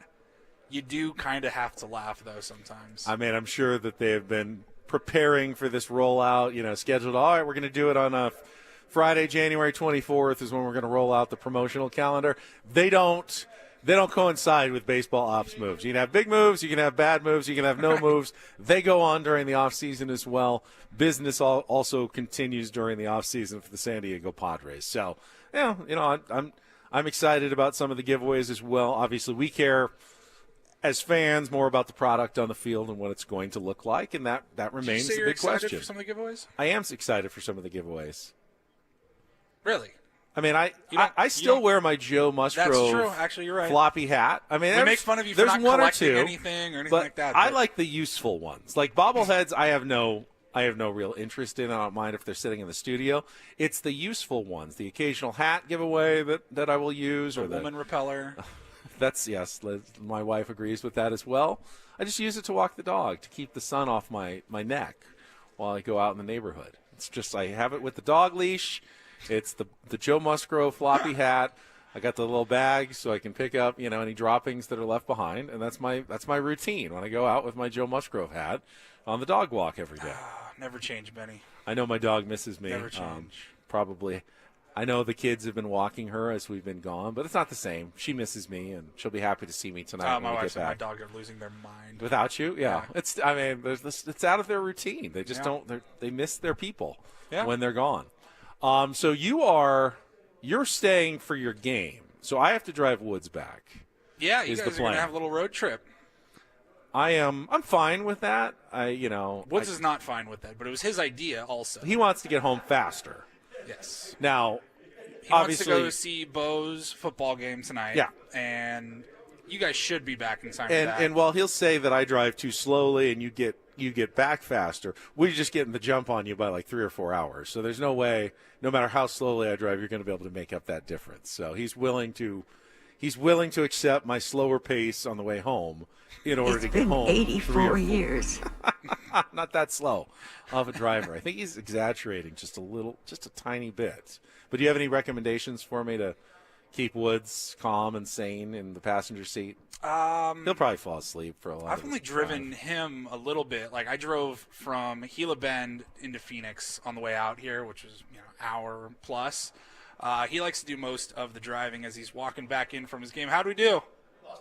Lost by 2. So officially, Woodsy was on the last worst place team, the 8th place fantasy camp team.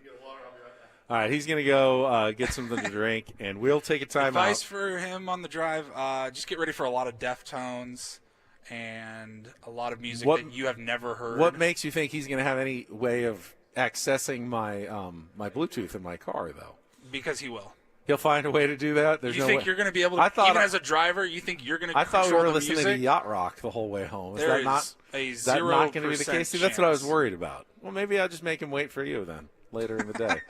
All right, we'll come back. We'll get Woodsy back. And if he's here, you want to play a little Take on Woods? Sure. All right, we'll do Take on Woods in the final segment. If you want to get online, chance to qualify at the end of the week for the trip to Las Vegas, 833-288-0973, 833-288-0973, our musical trivia challenge. Woodsy returns, final segment of the week. Ben and Woods coming up on San Diego's #1 sports station, 97.3 The Fan.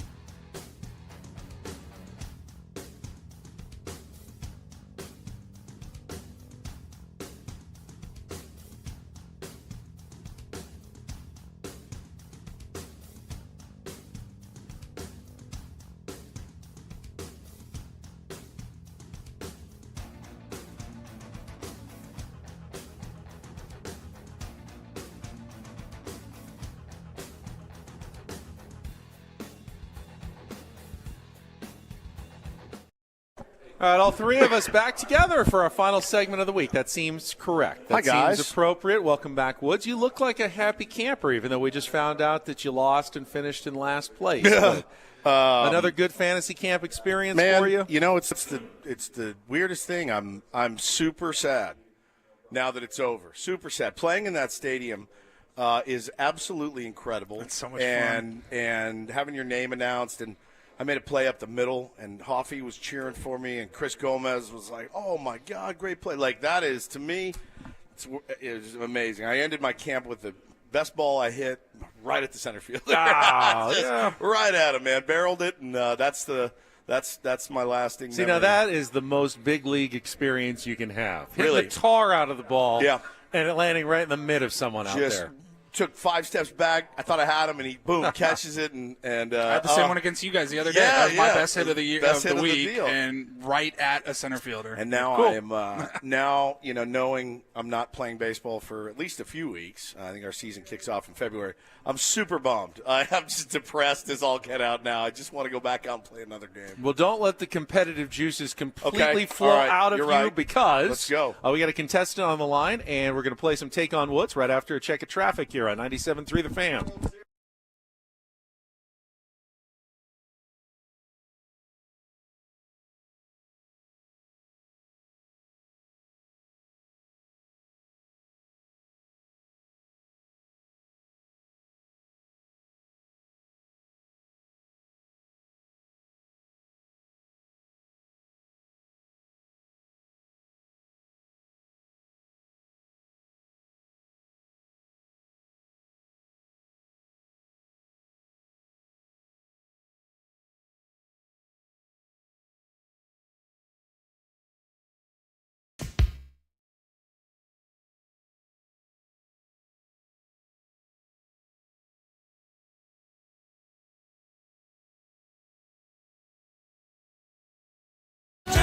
Over the talkback, Frank just called Woods a last place Louie.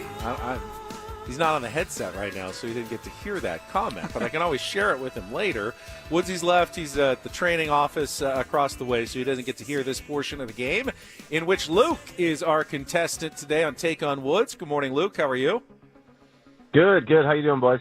Good, man. What's up, Luke? Thanks for joining us. You got a chance here if you can beat or tie Woods to qualify for our grand prize drawing here in January. It's a trip to Las Vegas to see the Scorpions on August 14th, plus a 2-night stay at Planet Hollywood and a $100 gas card. The Scorpions returning with their 60 years of the Scorpions Las Vegas residency show live August 14th through the 23rd at PH Live at Planet Hollywood Resort and Casino. Tickets are on sale now at Ticketmaster.com. All right, give you a little advantage here. I will let you choose the category. Here are your 3 picks today. We've got rock and roll hits. Those are all 2-second songs, and every song includes the phrase rock and roll. We have a mystery category in which the 2-second song will make everything easier after you get that one with all the questions. And then finally, all in. Part 2, we had an all in category recently, another batch of 5 songs that begin with the word all. So, rock and roll hits, mystery category, or all in. What would you like to play, Luke? Let's do mystery category. The mystery category. All right, we've got the mystery category for you. Again, the first song and the title will be the same word that will appear in all the other 4 song titles as well. So if you get that first one, you are in great shape. You'll get 60 seconds. If you don't know an answer, say pass. We'll come back to it if there's time left on the clock. And remember, with the 2-second song, you need to give me both the title and the artist. And remember, listen closely, because Frank keeps those 2-second songs at 2 seconds. He's a stickler for the rules here. All right, Luke, are you ready to play? Yeah, let's try. All right, Frank's needs a second to cue everything up. Luke, how you doing? What you got on tap this weekend? Not much. Just going to watch some football, hopefully get out to Admiral Baker tomorrow, get around it, and then nice. That's about it. Before the rain hits this weekend, we need that rain with all the fires and everything. No but kidding. It does impact. Hopefully they get the golf tournament done and everything. All right, Frankie's ready. All right, Frank, if you would put 60 seconds on the clock. Luke, your time will begin when Frank plays the music of our first song. Remember, song, title, and artist. Good luck, Luke. Let's take on Woods.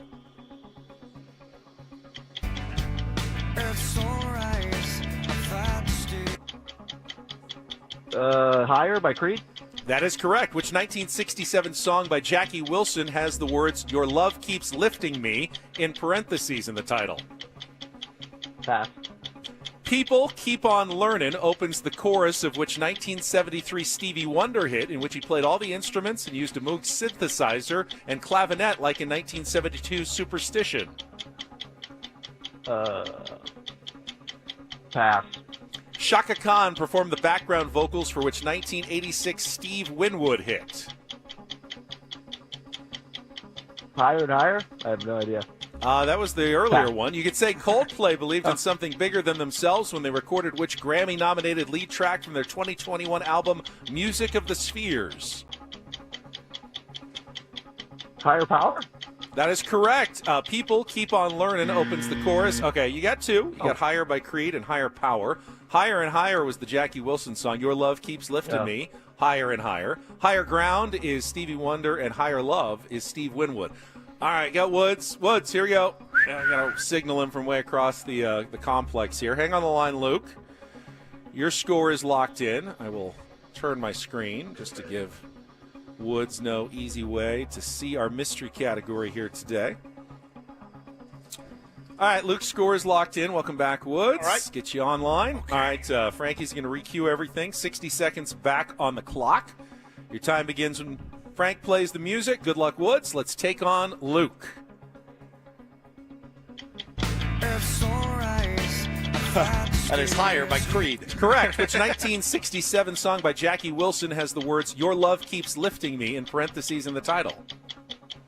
Higher and Higher. Correct. People Keep On Learnin' opens the chorus of which 1973 Stevie Wonder hit? Higher Ground. Correct. Shaka Khan performed the background vocals for which 1986 Steve Winwood hit? Higher Love. Correct. You could say Coldplay believed in something bigger than themselves when they recorded which Grammy-nominated lead track from their 2021 album Music of the Spheres? Higher Taint. Higher Power. Oh, so close. But 4-2 win for Woodsy to wrap up the week in our mystery category. Obviously, higher was the key word there. Luke, thank you for playing, but Woodsy takes this one again. He had a good week. Nice to get a dub. Take on Woods. Yeah, didn't get a lot of dubs in baseball. No, but just two. He had more, I think, in Take on Woods. I think we tied, actually. Yeah, 2-2. Yeah.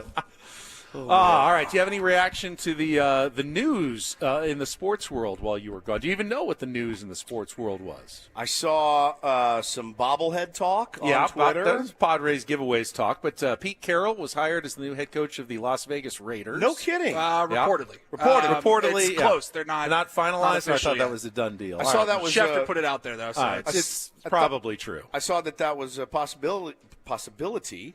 Last night. Good for Pete Carroll, man. I think that's pretty cool. He's going to be 74 later this year. He's a guy that is a 49-year-old that can barely walk. I'm just a load. He's an inspiration. He has more energy than all three of us combined. It's unbelievable, man. I wish I had that motor. I've got a motor, but that is a different kind of motor. That's cool. Good for them. I think that's good hire. And then we got the official word that they will be bringing the Genesis Invitational Tigers Tournament to Torrey Pines. Oh, nice. Next month. So we got next month, February 13th through the 16th. Okay. Get a second PGA Tour event coming to San Diego. Just the 1 year, but you're going to have that big signature field and should have all the big stars of the game just on the South Course. Sure, it's going to be tough like it's playing this week as well, but we got some more golf coming to San Diego. How horned up are you about that? I'm excited about that. Well, I love the Farmers Insurance Open. Missed it this year for the most part. I'll be there tomorrow, but usually I'm there 2 or 3 days at least. We were out here this week. It was worth it. I love coming out here, by the way. But I was like, I missed it. So now I get my bonus golf tournament. I get to enjoy that as well next month. Now, are you going? You're going to get home and start working the phones for this, right? for the Genesis? Yeah, you're going to be working the phones on this one. I would imagine. I mean, I'm just so unclear as to, I don't know what the process is going to be. Are they just going to leave all the grandstands up for an entire month? Because, after tomorrow, the course returns to be open for the public. You can go, play Torrey and – usually they take a day or two and everything's gone and they move on to the next event. But now will they have, if you play Torrey, will you have all the stands up and everything for the next month? I kind of want to go out there and play the course if that's going to be the case. Well, listen to the conundrum that I'm in. So we were down on the field today. It's speaking of Torrey Pines. So the great Trevor Hoffman, Hall of Famer, grabs me and he goes, "Hey, come here." So go over there. He goes, "I'll be at spring training. I'll see you guys then. When we get back, I want to play Torrey." Here's the thing. I don't want to play golf with Trevor Hoffman. Not even a little bit. You don't want him to think of you. Well, lesser. I mean, I you're do not. not He's want not to allowed play, to heckle you on the golf but course. it doesn't matter. I am horrible. And at Torrey Pines, I am triple horrible. So you want to talk about like Cadillac problems? You want a caddy for me, then? Oh, sorry. Trevor Hoffman wants you to play golf. You want to talk? What did Brett Boone say about me? Do you think I'll sleep the night before? I'll be at the range hitting 3,000 balls. You can't have a head case out there playing golf with him. It's the worst. I'm like, that's the worst thing that anybody's ever asked me to do. If he had said to me, can you come over and wash up my cars and trucks? I'd say, yeah, in a heartbeat. I'll come over, cut your grass. That, to me, that's a dream come true. I know. Is getting to play, me, it's a living, walking nightmare. Getting to play 18. Yeah, sorry, you didn't get invited. I didn't get invited? No, he just asked me. I thought he was asking he said me. I want to play golf with you is what he said. Not me? He didn't mention you. What? He said me. He asked me to play. I mean, you can go beg for an invite. Did he not even think of me? I don't think he did.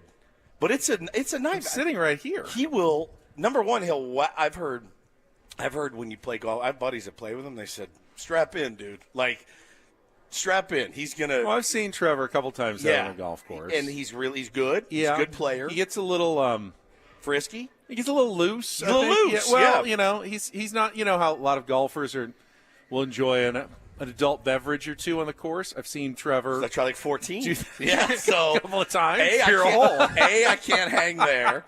B, my game is dog ass, and then like you're playing with him. So after that sixth beer, it's gonna be like, all right, what do you think? Like 500 a hole here? Now I'm nervous. Okay, maybe I don't want to play. Hey, babe. I don't want to play. How'd you play? I lost $7,000 to Trevor Hoffman, and who doesn't need it, by the way. What's Trevor's handicap? I wonder. He's probably. I bet he's in the 5-6 range. But I think I can look it up on my app. Don't get me wrong. I'm beyond honored to be asked. But I was like, can we just go throw the ball around? Like, can you just come out and throw with me or something? I don't know. But, man, you talk about some gems out here. All these coaches have been incredible and kind and, forthcoming with stories and help. There's my coach, Archie, right there, just crushed it this week. So it was a lot of fun, man. But don't spin yourself out about this, Ben. He's more spun out about the drive. All right. Trevor Hoffman, index 5.4 handicap. Yeah. Look up Stephen Woods. I'm a 6.4 index. Yep. So well, you weren't invited again. Just so you know, we'd be a pretty good match. You would. Let's see. Now, you have the official index, or you just have I got the official. You do have the official. Yeah. GHIN. Yes. All right. This is great on-air content. There's a lot of Woodses in Southern California. Yeah, there's a lot of us. This is great on-air content. I have to scroll all the way down to the S's. Paulie, what time's your game? In like an hour. That's not. Let's see. There's Steve Woods, Cordoval Golf Club. That's not you. Nope. Stephen Woods, Balboa Park Men's Club. Maybe 16.6. That sounds about right. All right, yeah, there you go. That's right. 16.6. That's not bad. Yeah, I mean, 10-stroke difference. You know what? That's better than the average golfer. But in at Torrey, America. it'd be 26. Oh yeah, you get like 24, 25 strokes for a 16 handicap. Yeah, it's now. Does he want to play the back tees? I have no idea. I mean, Trevor hits it a long way. But he wants to play with me, and no I said, doubt about that. I said, yeah, that'd be great. But internally, I'm screaming because I don't want to. Glenn, you ever play any golf? No, I didn't. He plays guitar. He plays guitar, not golf. I love you, Flan. Thank you, buddy. It's too hoity-toity for Flan, I think. Big time. Yeah, he's a man of the people. He really is. I am not a man of the people. You cannot get a more man of the people person than Flan. Tim Flannery. That's what I was thinking, too. The heart and soul of this game, man. He's great. So, anyway, I get the news that the golf tournament's coming to Torrey Pines. That's Pete good. Carroll likely to be the coach of the Raiders. Paulie, you said something about he spun out about the drive? Well, I spun him out a little bit because he asked for some advice on what it's like road tripping with you, making that drive. We've done it a million times, you and I. I said, yeah, just get ready for a lot of music that you absolutely have never heard before. Correct. And he goes, but I'm driving. Yeah, but if you drive, you the can pick your driver own gets music. to choose yeah, the music, that's right? true. I mean, I got AirPods. I can put my AirPods I didn't think in. you were going to roll with that. I said, how is he even going to access my Bluetooth in my car? Paulie says he'll find a way. Well, so I mess with his. He's got the Sirius, so I just mess with all his. Oh, you go to the channels? I just keep moving. Don't his Sirius. change any of my presets, please. Let's listen to. I have them well curated. That's for fine. My own listening pleasure. That's fine. I was going to take a nap, but I'm too wired right now to do it. I'm ready to get home, see my family. Are we stopping for lunch on the way home? We drive through. We got no stops. I You do have wanna to get get home the quick. kids Okay. some presents at a gas station, so we got to stop at like a Circle K. Well, I assume there's at least 3 stops for you to use the restroom on the way I home. only stopped once. We did our normal 2 stops, but I didn't have to pee. All right. But yeah, so we'll be good. Because I got gas already, so All right. we probably could make it home without stopping at all if you really wanted to. I'm ready. But you have to get some souvenirs. I do need to get some souvenirs. So Are they going to be Arizona themed? Yeah. Shouldn't you get a souvenir here in like Padres camp? they like the stuff from the gas station. Just grabbing some of that red hot liniments. We have plenty of that. So yeah, what time will we get home? You think? Well, we save an hour, so probably 3 to 3:30. Oh, okay, that's good. Game's at 5. Yeah. As long as I get home before game time, I'm good. Paulie's gonna have my car. Go get it in Escondido tomorrow. Maybe 3:45. We'll be fine. All right. Good. Fun week, guys. I'm excited to get back in the studio Monday. The on the road shows are tough. Obviously, been a tough week in Padres land. Certainly appreciate everyone's comments and feelings about that. And yeah, we'll see where next week brings us. We got Fan Fest next weekend. That's going to be a trip for now.